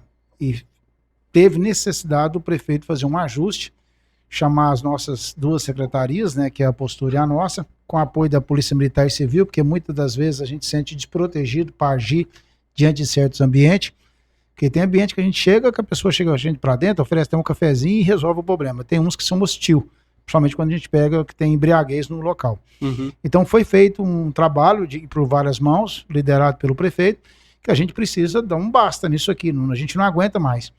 E aí foi feito esse somatório, existiu no início um movimento maior, um pouco mais rigoroso, e é claro que hoje as pessoas já têm consciência da necessidade. A gente tem um grupo de WhatsApp da Patrulha do Sossego, que eu faço parte. Então, assim, a gente vê que hoje as reclamações e as denúncias diminuíram bastante, e muitas delas são resolvidas sem necessidade de sanções, de aplicação de multa. Quando você chega e conversa, a pessoa reconhece, pede desculpa, fala: não, eu exagerei mesmo, eu estava no aniversário, mas se eu estou incomodando, eu vou baixar o som para ficar tranquilo. E aí, diante dessa orientação e desse acordo que faz, então não existe nenhum auto de infração. No início teve apreensão de sons, teve pessoas que foram levadas pela polícia presos porque quis desacatar, não concordou com aquilo, xingou o pai e mãe de todo mundo, né, embriagado. Então, assim, existiam situações muito complicadas no início, né? E hoje, graças a Deus, diminuiu bastante. Então, é feito um trabalho em conjunto. E, às vezes, quando você depara com a situação, às vezes é nós que faz a autuação, depender da situação e a postura, e assim vai por diante. Não é feito duas, não. Então, a gente vai com a viatura nossa, com o pessoal nosso, e a postura também. Tá? Mas diminuiu. A gente acha que foi importante, né, no início, o rigor. De vez em quando eu encontro pessoas que dão os parabéns e pessoas que xingam, né? Esses dias para trás, um foi lá fazer um acordo e o pai chamando a atenção do filho por isso, e o filho não compreende porque acha que ele tem o direito por ter idade de som. E aí peguei e chamei essa pessoa, falei, deixa eu conversar com você aqui, eu gostaria de te ouvir para tomar uma decisão. Você é solteiro? Sou solteiro. Você gosta de som? Gosto. Quando você casar e tiver filhos, e sua esposa tiver um filho, e de repente ele está com uma situação difícil, está doente, né? Às vezes não dormiu de noite, o menino está com dor, ele tem que dormir de dia, sua esposa não dormiu e ela tem que dormir de dia. Se uma pessoa ligar um som de parede com a sua casa, você se sente no direito ou não de reclamar do barulho se estiver incomodando sua esposa com seu filho? Hoje você não está incomodado. Mas o que você acha que a gente tem que fazer numa situação dessa, você lá na frente, pai? O que você acha? E aí ele refletiu. Falei, mas eu vou mais longe ainda. Você tem seu pai e sua mãe. Se o seu pai e sua mãe estiver acamado, estiver doente, estiver tendo dificuldade de dormir, de repousar, e eles estiver ali dentro precisando descansar, não estou pondo você ainda não, estou pondo sua família. E alguém ligar que está incomodado, você acha que a gente tem que ir, agir, ou você acha que a gente tem que deixar essa situação desse jeito? O que é a sua opinião? Até para me tomar a minha decisão. E aí bastou a gente colocar ele como exemplo do problema para ele entender que nós estávamos certos. Então, ela foi muito importante para esse trabalho de conscientização. Moto, nós temos um problema. Moto a gente não pode, a polícia militar, porque a gente, quando o cara está correndo de moto, não tem gente de correr atrás dele. A polícia militar é orientada a não fazer isso, porque se acontecer um acidente, né, e a maioria que tem esse problema de moto, eles são pessoas já desequilibradas em relação a obedecer leis, porque já sabe que põe escapamento e é proibido. Então eles passam, eles circulam, eles correm pelas vielas, eles correm por ruas e não tem como a polícia ir atrás. Ela tenta abordar, mas essas pessoas cortam a volta. Então é difícil. O som de carro, quando as pessoas passam, eu, por exemplo, eu tive que regular o alarme da minha caminhonete, porque se eu estiver em algum estabelecimento, algum barzinho, e eu ligasse o alarme, era comum eu ter que sair 2, 3 vezes do bar para ir lá desligar o alarme da minha caminhonete. Então eu tive que levar numa loja para mudar o time dele, porque senão eu estava tendo muito inconveniência. Eu tô com a impressão que, eu não sei se é a Patrulha do Sossego, ou se é a Polícia Militar, que anda muito eficiente, principalmente ali na Itarumã. Eles estão de olho, tá dando atenção especial para Itarumã, tá? Porque esse final de semana, inclusive, eu acho que teve apreensão de veículo com pessoa com embriaguez e com som muito alto. Não, estamos tendo. Em alguns estabelecimentos pontuais que está tendo reclamação, a gente está atuando mais. A Patrulha do Sossego está indo em alguns estabelecimentos e falando, ó, você está exagerado na sua situação. É porque Itarumã ela é famosa, né? Porque é o seguinte, o proprietário, ele tem que se educar. Ele tem que educar o cliente dele. Eu não aceito esse tipo de coisa aqui. Ele tem que educar. Tá? Então, assim, o dono do estabelecimento, ele tem que ter regras. E tem uns que não tem. Então, esses que não têm regras vai ter por força da lei.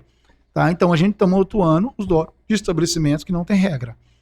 E aí a Tarumã teve uma atenção especial do prefeito, foi colocado inclusive radares, né, em alguns trechos, mas tem diminuído bastante mesmo, né? Tem diminuído bastante. A gente tem conscientizado a necessidade de ouvir som, mas desde que não perturba as pessoas.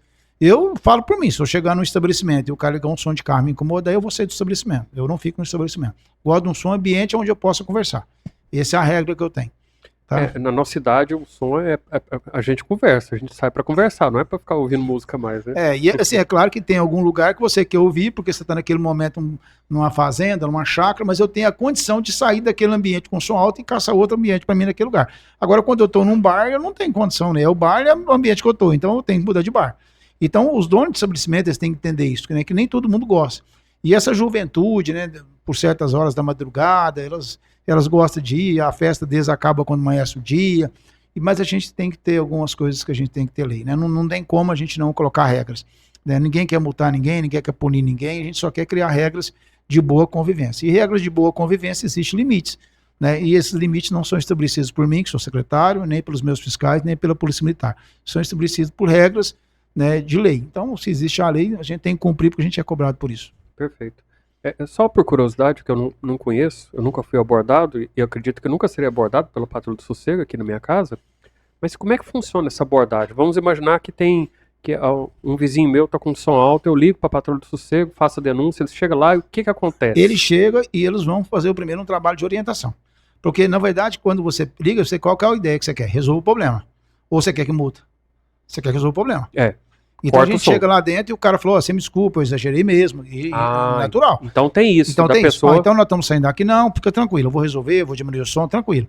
Se sair e você ligar de novo que não resolveu, aí a gente vem, faz uma atuação e prende, faz tudo. Eu tinha a impressão, Cezinha, que a polícia já chegava junto com a patrulha do sossego, identificou o som alto, imediatamente já apreende o som, a aparelhagem que está lá funcionando. Quando é estabelecimento, a gente orienta que ele tem que ter alvará e licença para aquilo. Quando é estabelecimento. Quando é particular, a gente sabe que às vezes pode acontecer do cara foi fazer um aniversário, ele pôs um sonzinho naquela ideia de que é aniversário, ficou um pouquinho, o cara aumentou, exagerou. Mas com orientação o cara volta para trás, coloca na condição de 50 e poucos decibéis que a gente autoriza. Aí, as horas da noite, ó, você não pode mais, agora já chegou a tal hora da noite, você tem que desligar seu som, manter ele o mínimo possível para não incomodar ninguém. Na verdade, a perturbação do sossego é o dia então, todo, assim, né? 95% dos casos são resolvidos apenas com a visita e orientação. Então, a patrulha de sossego, ela tem como princípio gerar tranquilidade para as famílias. O princípio, né, que o prefeito criou a parte do sossego, não é arrecadar. Então, a gente vê muita crítica dos adversários, né, querendo ganhar espaço político sobre isso. A parte do sossego foi feita para ganhar dinheiro. Não, o que o prefeito paga de hora extra, em parceria com a Polícia Militar e Civil, porque o prefeito atribui. A Polícia Militar e Civil, o prefeito faz um deslocamento de verba para ajudar, porque eles estão fora do horário de trabalho. Então tem os meus funcionários também que estão fora do horário de plantão ganhando. Tem a postura que está fora do horário. Então existe um investimento. Existe carro andando. Então esse investimento ele não é cobrido pelas multas que são realizadas. Tem esse dia que é uma, tem dia que é duas, tem dia que é nenhuma, tem dia que é três. Então assim, não pensa você que isso tem um retorno financeiro. O retorno que o prefeito tem, que a sociedade tem, o refleito do sossego, da tranquilidade. Então não existe ganho financeiro em relação a isso. Tá? Então é importante que a sociedade entenda isso. Quando você liga para a patrulha de sossego, você não quer que o seu vizinho, né, ou a pessoa que está perturbando, que seja multado, que seja preso, só quer resolver o problema e que não aconteça mais. Então, é o que tem acontecido de melhoria. É isso. Na verdade, eu nem havia pensado por esse aspecto, Cezinha, a respeito de multa. Nem imaginei que o prefeito ele criou a patrulha de sossego para arrecadar, porque eu, particularmente, acho que a patrulha de sossego é de importância, assim, extrema. Porque, por exemplo, eu posso citar o Sebastião. Você conhece o Sebastião. O Sebastião tem problema com o vizinho, com som alto. E ele deixa bem enfatizado. Fala, hoje em dia eu odeio funk, porque o meu vizinho me tortura o final de semana todinho com som alto demais. Fala, mas o que você está esperando que não ligou para patrulha de sossego ainda? Porque ela funciona exatamente para isso, ela existe para isso. E aí tem aquele problema que a patrulha de sossego ela é limitada, como tudo na vida da gente. Então, eu vejo sempre postagens, né, em rede social, e o pessoal queixa muito, né? Ah, patrulha de sossego, a gente liga, eles não atendem, eles não vai, mas a pessoa não tem aquele feeling que a patrulha de sossego ela é limitada. Eu não sei quantas viaturas tem, mas eu acho que é só uma ou duas. Não, na verdade é o seguinte, a gente vai na patrulha de sossego, a postura fica nela, eu tenho o veículo da Secretaria de Meio Ambiente que vai a minha equipe, e a equipe da Polícia Militar e Polícia Civil. Então, assim, são 4 veículos que andam conjunto, mas um caracterizado para patrulha de sossego é só o que a postura anda. Tá? Então, a princípio, eu posso dizer para você o seguinte, todas as ocorrências são verificadas. Todas. Mas às vezes a pessoa fala assim, tá acontecendo isso. Se eles passarem por ali e perceber que aquilo não está desconfortável, não é que eles dão um feedback, eles sentiram que não tinha uma necessidade de fazer. Tem um showzinho ao vivo num bar aqui, perto de casa, que eu estou ouvindo uma música. Aí você passa por ali, você percebe que aquilo está aceitável, no horário aceitável, no limite aceitável, porque tem pessoas que implicam. E a gente não entra nisso. Essa briga de implicação, a gente não entra. Uhum. Tá? Tem um som de carro que passa na porta da minha casa. Se a gente não encontrar o som de carro ali dentro, se ele é móvel, eu não consigo localizar para resolver o problema. Mas eu posso te garantir para você que todas as denúncias que chegam no telefone da postura da patrulha de sossego, todos são verificados, todos. Porque a gente está aqui, né, chega um e a gente percebe que foram cumpridas. Tá? Todos. Só por curiosidade, outra coisa, Cezinha, por que a Polícia Militar e a Civil acompanham? Não bastaria só a Militar, por exemplo? Porque existem situações e situações. A militar ela tem um certo limite, né, para cumprir, e a civil tem outro. Então a necessidade das duas forças estar junto. Entendeu? Então, tipo assim, quando o negócio aperta, se é uma pessoa agressiva. São competências diferentes, civil com militar. Desacato, por exemplo, a Polícia Militar deve entrar em ação. A civil. A civil. Dependendo da situação, é civil. Então assim, a militar às vezes tem apreensão, necessidade de fazer apreensão de um veículo, esse tipo de coisa. Militar, então a civil é por conta talvez do comportamento da pessoa que está ali dentro, né? Então já pega e leva para o delegado de imediato. Então são situações que, é claro que você poderia fazer só com um ou com o outro, mas você teria competências limitadas, cada um deles. Entendi. Bom, eu queria aproveitar e reforçar a importância da patrulha do sossego. Eu acho que é indispensável o trabalho, pena que só tem uma viatura, pena que as pessoas não compreendem que o limite dela termina onde começa da outra pessoa, como os exemplos que você deu, uma pessoa de idade acamada, ou não precisa estar acamada, eu acho até bobeira a gente ficar utilizando exemplo de pessoa doente, não tem necessidade, a pessoa quer sossego. Sossego, é o exemplo do Sebastião, coitado, que ele passa o final de semana na casa dele, chega, porque ele trabalha com vídeo, chega de um evento cansado, ele já tá de idade, né, coitado, e ele quer descansar, e ele tem que ouvir aquele funk horroroso, aquele som altíssimo, incomodando ele, a família todinha dele. A gestão, quando ela procura fazer alguma coisa, ela procura fazer pensando nos termos da lei, porque cabe a nós trabalhar em cima do que a lei determina. Eu encontrei um amigo meu esses dias lá no supermercado, um grande supermercado, hein, e ele me disse que estava assim, xingando a gestão porque ele levou R$9.000 de multa de trânsito. Eu disse para ele o seguinte: as multas existem, os radares existem por pessoas como você. Ela tem que existir. Porque se você levou R$9.000 de multa, você é um criminoso no trânsito. Você é um cara indisciplinado no trânsito. Então as multas existem por conta das pessoas indisciplinadas. Se essa pessoa levou R$9.000 de multa, provavelmente ele tentou evitar algumas. Senão poderia ter sido 30 mil, 20 mil. E nesse comportamento inadequado de trânsito dele, poderia surgir vítimas. Então deixa eu contar para você, o radar, os radares não foram criados pelas pessoas que sabem dirigir. Essas não são punidas. Eu fui multado 2 vezes por negligência de esquecer que no mesmo local, na Avenida Modeste Carvalho, em frente à comida caseira, uma vez indo, em outro momento depois vindo. Eu estava com meu netinho na caminhonete, a hora que eu vi, eu passei dos 60 por hora ali no local, não estava correndo, multas pequenas, né, 130 cada um. Eu me corrigi e não levei mais nenhuma. A minha esposa dirige, não levou nenhuma. As minhas 2 filhas têm habilitação, não levou nenhuma. Então o radar não foi feito para minha família, que aprendeu a dirigir e ser disciplinado. Então o radar foi feito. E aí você vai encontrar pessoas que vai xingar os radares. E essas pessoas xingam o radar porque levou multas. Então, assim, felizmente a gente tem que ter os radares por conta das pessoas disciplinadas. Felizmente a gente tem que ter a patrulha do sossego por conta das pessoas disciplinadas. Então, assim, isso não é feito para efeito de arrecadação. Isso é feito para efeito de disciplina. Cidade cresceu, cidade desenvolveu, você tem que ter política regulatória. Eu preciso fazer fiscalização ambiental na cidade. Eu vou encontrar pessoas que não têm licença ambiental, que têm irregularidade, eu tenho que agir. Estamos numa cidade grande. Então eu não posso mais aceitar com que um estabelecimento industrial funcione no perímetro urbano gerando poluição.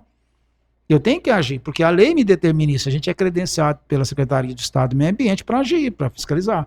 Então, assim, a postura tem que agir, a vigilância sanitária tem que agir. Então as pessoas têm que compreender que quando você está num município grande e o município cresce, as pessoas também querem políticas regulatórias de cidade grande. Você não pode fazer vista grossa para os problemas, senão você vai ser sempre pequeno. Né? Então, se a cidade de Itumbiara cresceu, nós somos 110 mil habitantes. A vigilância sanitária tem que agir, a fiscalização ambiental tem que agir, a postura tem que agir. Não se pode mais jogar lixo em qualquer hora, qualquer lugar. Né? A gente está começando a criar, por exemplo, agora uma política de regulamentação das caçambas de entulho, porque a gente percebe que tem empresas que têm caçamba certinho, colocam um lugar certo, tem empresa de caçamba que coloca, você passa a noite, de moto você bate e morre. Então, verdade, quando você começa a crescer, você tem que começar a criar políticas regulatórias. E as políticas regulatórias vão começar a exigir mais, vai começar a investir mais. Então, nós tivemos agora uma audiência, por exemplo, né, que eu participei dela, não tem muito a ver comigo, que é a questão das calçadas. Terça-feira, né? Por quê? Porque as pessoas começaram a cobrar que a cidade está assim. Não é pelos que estão consolidados há muitos anos, não, porque tem uns que as pessoas aceitam e tal, mas está aparecendo gente nova no mercado e que, assim, eu moro aqui perto, eu tenho que atravessar, mas eu não consigo atravessar porque a calçada está totalmente interrompida. O que saiu dessa reunião, Cezinha? Não, saiu o seguinte, existe uma lei que a lei está dizendo que não pode, tem que ser cumprida a questão de ocupação de calçada. Então, calçada ela tem que ter no mínimo 60 centímetros de área desocupada. Quando ela tem uma calçada de 2 metros, aí ela tem que ter 1 metro de 50%. Se for uma calçada de 1,20 m, 60 você pode ocupar, 60 tem que estar desobstruído. Isso é lei. Então, assim, aí o Ministério Público cobra. E ele cobra enfático, ele coloca o nome do estabelecimento. Por que está acontecendo isso nesse lugar? E aí não tem como a gente tomar atitudes de gestão, de fiscalização só para aquele estabelecimento. Porque aquilo foi pontual a denúncia, mas a denúncia foi pontual para aquele, mas eu tenho que falar que eu tenho que tomar. Então, já que eu tenho que dizer para aquele estabelecimento que eu tenho que cumprir a lei, eu tenho que dizer para os outros também. Uhum. Entendeu? Eu estava no barzinho de um amigo, no Nossa Hora de Saúde essa semana, talvez até vou voltar lá hoje. E o cara preocupado assim, pô, olha aqui meu estabelecimento, pô, põe mesa aqui, eu preciso da calçada. Falei, meu amigo, às vezes não está tendo denúncia com você, não vai ser tanto problema para nós. Mas se tiver denúncia, a gente tem que ficar, dizer para você que você tem que ajustar. Até que é razoável, Cezinho. Se tem, por exemplo, a pessoa pode usar metade da calçada, ficou meio a meio. Porque realmente é um problema. Você quer atravessar a rua ou você quer caminhar, você vai pela calçada. Você não vai numa rua, né? Porque senão o carro te atropela. Uhum. Mas se tem metade da calçada à disposição, já tá. Eu acredito que dá pra. Não, e assim, tem muita coisa. Nesse barzinho que eu tava lá, eu tava percebendo. O cara colocou uma lixeira, a lixeira ocupou a calçada do muro até a ponta da casa dele. Então, assim, a lixeira é minha, essa calçada é minha. Se alguém estiver andando por essa calçada dessa casa dessa pessoa, ele tem que atravessar pela rua para passar pela lixeira. Então, assim, existem muitas coisas erradas. Né? Existem pessoas que fazem um jardim, plantam árvore, ocupa toda a calçada. Se alguém vier um cadeirante, ele não vai conseguir pela calçada, porque está errado. Exatamente. Então, assim, existe uma série de desconforto. Então, é importante você entender. Itumbiara é uma cidade que cresce, ela tem que ser criada, crescer, regulamentada. Então, todas as vezes que eu vou fazer hoje um loteamento novo, eu tenho que medir um tamanho mínimo de calçada, eu tenho que ter plataformas elevatórias, eu tenho que criar situações para me dizer que Itumbiara, no futuro, ela vai ser uma cidade melhor, diante do crescimento. É claro que existem situações consolidadas. Tem calçadas aí que não tem nem 1 metro, porque lá atrás foi feito loteamentos irregulares. Então, são isso, a cidade cresce, começa a ter necessidade de vir radar, começa a ter necessidade de ter fiscalização ambiental, fiscalização do patrulho de sossego. Esse é o nosso papel, porque nós estamos numa cidade grande. E cidade grande tem você que tem um bom comportamento, mas tem um cara que veio da cidade vizinha, tem um jovem que está com a cabeça perdida querendo fazer bagunça e algazarra. 2 pontos, então, falando sobre esse assunto. Eu digo em todo episódio, sou contra radares. Ele não foi feito para mim, eu tive uma multa a 54 km por hora, tá, Cezinho? Só uma multa que eu tive. E não terei outras multas. Mas eu não gosto do radar porque, aliás, não é que eu não gosto. Meu ponto de vista, apesar de não ser um engenheiro de trânsito, etc., mas eu sou um usuário, estou na rua. Mas uma passarela, uma faixa de pedestres elevada, ela é bem mais eficaz do que um radar. Porque o radar, aquele motorista embriagado ou desatento, seja lá o que for, ele passou 80, 100, o radar não vai parar aquele veículo. Já a faixa elevada de pedestre, se ele passar 80, ele vai quebrar o veículo dele. O que vai acontecer com a faixa elevada? Aonde você vai ter o cuidado de andar devagar quando ela tem faixa elevada? Só na faixa elevada. E quando você passar a faixa elevada?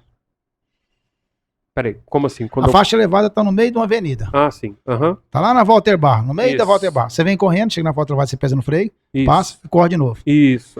O radar ele é feito para criar regulamentação em pista. Se você vai para São Paulo, eu fui para São Paulo uns 15 dias atrás.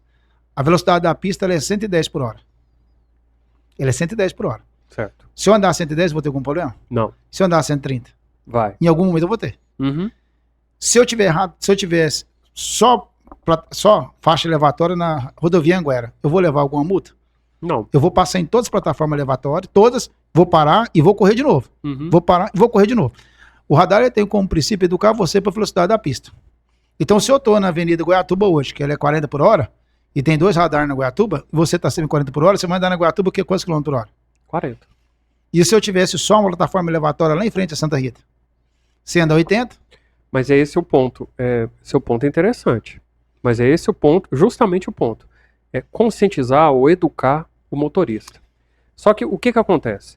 Eu estou analisando de forma mais eficiente ali na hora que a pessoa passa. Porque quando você passa pelo radar, se você, por exemplo, você está embriagado, você está a 100 por hora, lá na Paranaíba, você passou por aquele radar, seu carro vai continuar a 100 por hora. Mas se tiver a faixa elevada de pedestre, você vai passar e você vai quebrar o seu carro. Tá, quebrou o carro, mas o cara passou a 100. Mas ele não vai prosseguir. Tá, mas aí ele vai conseguir arrumar o carro e vai dizer pra você o seguinte... Pessoa que ele ia matar lá na frente, ele não vai conseguir matar, porque o carro dele vai estar quebrado ali. Esse é o ponto que eu tô falando. Mas ele quebrou ali, pra trás.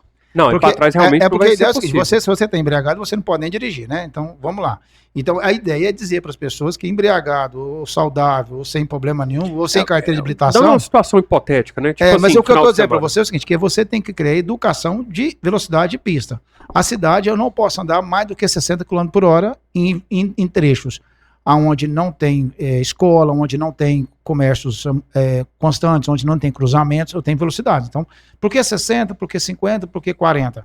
Isso vai depender de cruzamentos e de movimentação de pessoas que atravessam de um lado para o outro. Então, o engenheiro de trânsito, quando ele faz um estudo, eu falo porque eu fiquei no SMT 3 meses, o engenheiro de trânsito leva em consideração risco de vida.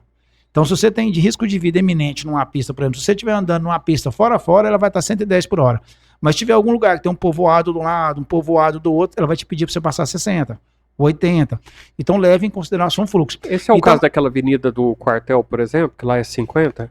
Pista dupla? Ali que tem movimentação e mudança de pessoas, né, de um lado para outro. Então, ali quem muda do Dionara Rocha para passar para Marolina para cá, tem pessoas que saem da Secretaria de Obras, saem do Paiol, então ali tem trechos de pessoas que têm necessidade de que o trânsito seja diminuído naquele setor. Depois do bairro, não seria interessante colocar uma velocidade um pouquinho maior, não, Cezinha? Porque lá 50 é triste. Não, mas pode ser, mas ali é o seguinte, você coloca, aí vem a história, se eu estou subindo, vamos supor que eu estou subindo a Modeste Carvalho, e eu digo que posso 80, aí depois eu diminuo para 60, que tem o cruzamento ali do Parque Beija-Flor e tal, depois eu tenho escola, né, e depois eu tenho no Detran, depois eu mudo para 80, depois eu mudo para 60, eu crio uma inconstância.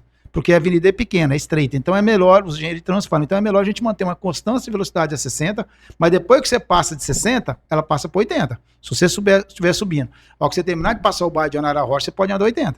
Depois do Dionara é 80? Não, você pode andar, não tem mais placa de sinalização. Ela pode ser velocidade da pista. Não, depois que você passa ali dentro, não tem velocidade mais. As placas de velocidade, ele te orienta que aquela pista ela é de 60 por hora. Deve ser porque eu chego só até o Dionara também. Não então assim, aí quando você vem, que você está chegando na Secretaria de Obras, ele te avisa, é 60 por hora, ele vai te avisando, porque você vai ter trechos urbanos. E trechos urbanos não pode ser mais de 60 por hora. Então se eu te dar liberdade de 660 na Secretaria de Obras, depois você passa 80, chegou ali perto do Seretran, 80, depois você passa de 60, eu vou te trazer complexidade. Dificuldades.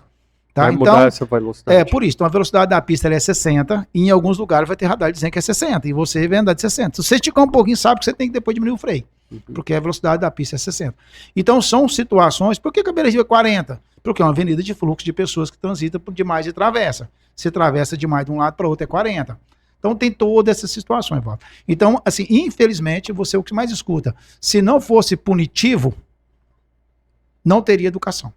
Então a ideia de se punir, não é a ideia punir, a ideia é educar. Eu tenho que criar o hábito todo dia. Tem um amigo meu que uma vez me procurou, era do SMT, porque ele tinha várias multas, porque ele parava em cima da faixa de pedestre.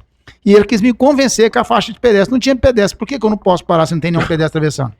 Aí eu perguntei para ele, mas se no momento que você passou isso na faixa de pedestre, vier uma pessoa, um idoso, atravessar, o que ele tem que fazer? Você tem que dar ré no carro? Porque aí eu vou fazer outra pergunta. Você está tirando uma carteira de trânsito, CNH. Aí a pergunta está lá assim, faixa de pedestre, você pode parar em cima? Você vai responder sim ou não? Não. Não, aí você vai passar na carteira, mas se você responder sim, você dá uma bomba. Então, na verdade, é isso, você tem que criar educação e a educação vai dizer. O que nós estamos te cobrando é aquilo que a lei de trânsito te cobra quando você tira o seu CNH. Eu não posso andar sem cinto, eu não posso dirigir tirando atenção para o celular, eu não posso passar acima na faixa de pedestre, eu tenho que dar na velocidade da pista. São situações que você tem que controlar. Então é todo um conjunto de situações. Concordo em gênero, número e grau. Com todos esses exemplos que você citou. Elevatório, ele é situação muito voltado para cidades pequenas que não existe necessidade de pôr um semáforo. Não é assim, é uma coisa pontual na porta de uma escola. Cidade pequena faz muito isso, porque quem vai por radar de cidade pequena numa avenida que pequenininha. Então, em cidades grandes, não tem cidades grandes, mas que usa faixa elevada? Faixa elevatória. Não tem. Deixa eu te perguntar outra coisa, só de curiosidade. A faixa elevada, ela facilita a visão da faixa pedestre ou não? Não tem nenhum. Não fica mais fácil visualizar? Não, aí depende das condições do tempo, das condições de manutenção da pintura. Né? Tá. Tem tudo em jogo isso aí. Agora deixa eu te contar outro detalhe que você não sabe, Cezinha. A minha revolta um pouco com o radar é porque a gente vive num país onde o Estado ele faz tudo para tirar o seu dinheiro.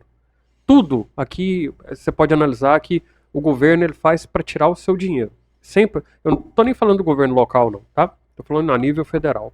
Mas tudo que é feito aqui é para tirar o seu dinheiro. Ainda parece mais um ainda com o radar para tirar o dinheiro. Eu tenho essa revolta, e eu admito isso. O radar, ele não foi feito para pessoas como eu.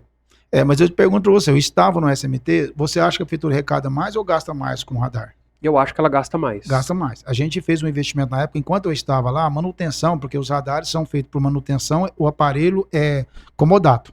Então eu pago pelo comodato do aparelho, ele tem que manter o aparelho aferido, atualizado, tudo certinho, é tudo pela empresa.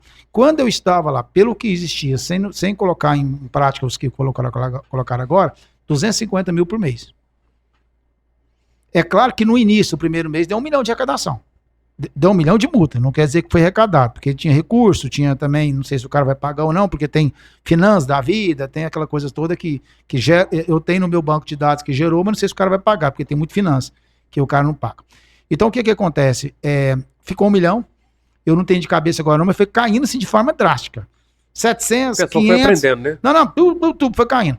Chegou no ponto que eu falei, prefeito, deixa eu te contar pra você vai ter um investimento muito grande. Ele falou o seguinte, mas o investimento não é para me arrecadar, o investimento é para me salvar a vida. Se o número de morte diminuir, eu não tenho problema de fazer esse investimento. E o número de morte diminuiu. Então a ideia não é arrecadar dinheiro, não é punir. A ideia é dizer o seguinte, você falou que é contra radar. Eu sou totalmente contra radar. Eu queria que arrancasse tudo. Mas desde que as pessoas aprendessem a dirigir. Porque o investimento não compensa. Exatamente. Então eu falei um dia numa entrevista na rádio, o cara me chamou assim, que eu era do SMT, e ele falou, eu sou a favor de radar, e é o que me passou a palavra, eu falei, não, eu sou contra. Ele falou, mas você é do SMT, você é contra? Eu falei, sou contra o radar. Agora, porque eu sou a favor da velocidade da pista. O investimento, Cezinha, se a gente for analisar, fazer uma conta boba, o investimento que a prefeitura tem a despesa que ela tem para manter os radares, imagina voltar isso para a saúde, por exemplo, que loucura. Então, assim, acontece um acidente, você escuta falar assim, se tivesse um radar aqui, não tinha acontecido isso. Aí você vai perder um ente querido seu, e você vai me dizer isso depois. Ele falou assim, tá vendo? Se a prefeitura tivesse um radar, ou senão, você não tem na sua contabilidade que aquele radar salvou uma vida. Porque não tá na matemática. Quantas vidas o radar salvou? Tem essa também, a gente não tem essa contabilidade. Não, você não tem. Você falar assim, quantas? O meu pai, por exemplo, ele morreu num acidente de trânsito em 91, porque a pista BR-153 era uma pista simples. E ele veio, um caminhão do outro lado, chovendo muito, o caminhão fez aquele movimento de escorregar na pista, ele bateu de frente com meu pai morreu em 91. Então, meu pai é um número, por exemplo, que morreu porque a pista não tinha pista dupla. Então, eu pergunto pra vocês, se fosse pista dupla, meu pai estava vivo, provavelmente até hoje, não tinha morrido por essas condições. Então, você só tem ideia quando você pagou pelo erro, né, que está lá atrás. Então, eu não posso te enumerar agora quantas vidas nós salvamos. Mas eu posso dizer do número que tinha antes dos radares, que era muito grande. O tenente Rafael Carmo, ele esteve aqui, né? Ele falou que após a implementação dos radares, houve uma queda de 25% nos acidentes de trânsito. Mas aí dá pra gente ter, ninguém aqui é bobo, dá pra ter uma noção que é claro que muitas vidas foram salvas. Apesar que eu continuo discordando do radar, mas na verdade, a gente não discorda do radar, a gente discorda da multa. O radar já não tem problema, né? Não, se você recebesse hoje um aviso assim, ó, você passou pela avenida tal, é verdade. E se você passar, não serve multar. Você fala, graças a Deus. Eu até comentei com outras pessoas aqui, Cezinha, o que acontece? Quando aquele homem, ele agride uma mulher, ele, em certas circunstâncias, ele é obrigado a fazer um curso, né? Uhum. E tem uma quantidade de horas. Eu tava até, acho que foi com a Leidiane, da Autoescola Executiva, acho que foi com ela que eu conversei durante a entrevista. Eu falei, você quer acabar com um problema no trânsito? Você pega aquele motorista infrator e ao invés de você aplicar uma multa de R$130 ou R$400 por ele, coloca ele para fazer um curso lá no fórum de 40 horas. Nunca mais esse motorista vai cometer uma infração de trânsito. Coloca ele toda sexta-feira, das 5 horas da tarde até as 9 para fazer um curso. Vamos ver se ele vai cometer uma infração de trânsito. Não vai de jeito nenhum, Cezinha. Porque o dinheiro, às vezes, até é fácil para a pessoa, né? Ela vai lá e paga a multa e pronto, está resolvido. Coloca ele para fazer um curso de 40, 50, 80 horas. Rapaz, mas nunca mais ele vai cometer infração. Dependendo da gravidade, ele vai ter que fazer curso, porque ele vai ter que fazer uma reciclagem para tirar a carteira de novo, né? Então, sem depender da gravidade dele, a carteira dele é cassada, ele tem que passar todo por um processo de novo, né? Depende da gravidade. E aí você percebe a minha revolta com o país que sempre, o Estado está sempre contra o cidadão, tirando mais dinheiro dele, que até essa solução eu já imaginei. Ao invés de você aplicar uma multa lá de 130, igual eu passei no radar um dia, 54 por hora. Eu paguei uma multa, na verdade foi de 70, que a gente admite, tem um desconto lá, mas ficou barato. Mas eu nunca tive outra multa.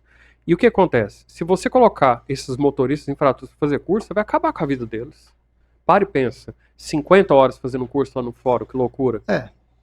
nesse Brasil que a gente está, né, a gente espera que o curso possa trazer melhorias também para a pessoa se ele vier, né? Não sei se vai trazer, não, porque o cara fala assim, eu fiquei lá tanto tempo lá e graças a Deus já eliminei isso, pronto. Mas aí, a minha ideia já caiu por água, porque até o processo para tirar a CNH já mudou completamente. Já mudou, todo dia sai uma notícia nova que não é necessário baliza. Se o carro apagar, também não é eliminado o processo. E ficou muito fácil tirar a CNH. É porque, na verdade, é o seguinte, o que acontece? Existem pessoas que dirigem e não têm habilitação. Porque quando vai passar a carteira, treme. A minha filha, por exemplo, ela só conseguiu passar na quarta prova. Ela paguei todos os trâmites, nervosa. Então, assim, ela dirige. Mas diante de uma situação que eu vou passar ou não vou, que eu passar, ela ficar nervosa. Pai do céu, eu fiquei nervosa na hora. E dirige. Tá? Então, na verdade, ela só passou a dirigir, né? Eu comprei o carro para ela depois que ela tirou a habilitação. Então, tem pessoas que ficam nervosas e dirigem. Na verdade, o que o governo quer é regulamentar as habilitações. Porque aí regulamentou, a pessoa vai ter carteira para trabalhar, ele vai arrumar um emprego de moto, ele vai arrumar um emprego de carro. Então, assim, regulamentar aquela atividade que já existe. É o profissional que já anda, porém não está regulamentado, mas ele anda de carro na cidade inteira. Parece que tinha uma estimativa que tinham 30 milhões de brasileiros sem CNH. Sem CNH, assim. Existe um custo, existe essa dificuldade, eu vou passar na prova, eu tenho pouca escola, tem pouco estudo, eu não vou dar conta passar naquela prova. Tem todas umas dificuldades, então assim, alguém tem que assistir essas pessoas, alguém tem que ver, eles existem. Esse número é real. E se ele regulamentar, ele vai ser um cara que vai entrar no mercado formal de trabalho, ele vai ser um mototaxista, ele vai ser um entregador delivery, ele vai ser um Uber. Então assim, regulamenta ele porque ele existe. E é claro que lá no futuro tem que fazer uma reavaliação da situação toda. Essa discussão são vários aspectos, porque seria interessante se o governo tivesse cortado a taxa que ele cobra para tirar a CNH, ao invés de só cortar a parte da autoescola, porque agora as autoescolas estão prejudicadas, os CFCs. Isso é fato, ponto. Não é meu ponto de vista, é o que aconteceu.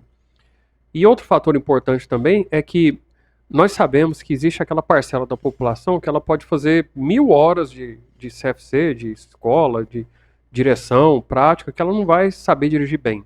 E tem aquelas pessoas que não precisam de nenhuma autoescola, nem nada para saber dirigir, já sabe dirigir. Então tem de tudo, na verdade. Tem essa CNH social, eu não sei dar muitas informações, tem essa CNH social, que custa, né? O governo trouxe algumas facilidades, tem números e cenário. Então, assim, a vantagem de você também criar essa condição é que se eu, por exemplo, eu não ganhei agora na minha...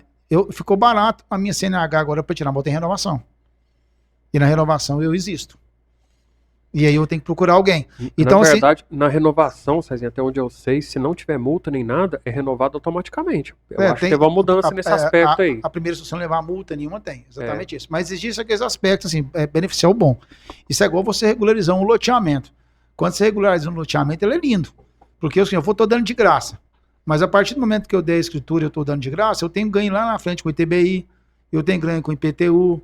Então, assim, é um investimento que eu tenho retorno depois. Como é que eu vou cobrar de trem que não é regularizado? Então, são situações, são investimentos que você faz que no futuro você tenha o retorno disso aí, né? Não existe almoço grátis, né? Não tem não. Não tem não, a gente sabe disso. Cezinha, meu amigo, eu acho que eu já utilizei bastante seu tempo, né?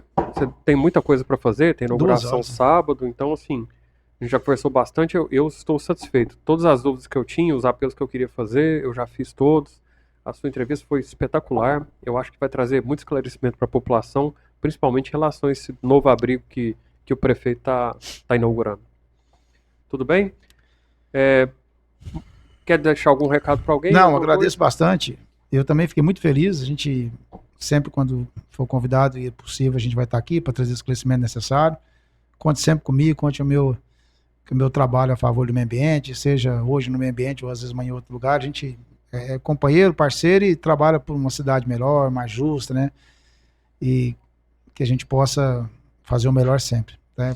Vai ser sempre prazeroso poder estar aqui com você de novo. Cezinha, muito obrigado. As portas do podcast Contra o Argumento estão abertas para você, para a Secretaria do Meio Ambiente, para a Prefeitura, para todos. Aqui é o espaço que eu criei para a gente fazer o que acabou de fazer agora. Sentar e discutir, conversar sobre os problemas da cidade, esclarecer dúvidas para a população. Eu estou muito satisfeito e fica o convite para todos da Prefeitura que estiverem interessados em vir e explicar para a população o que está acontecendo, por que acontece desse jeito. Exceto o radar, que eu discordo e vou continuar discordando. Obrigado, Sevaldo. Sucesso aí. Que Deus abençoe você nesse projeto. E amém. Tamo junto. Amém. Muito obrigado, Cezinha.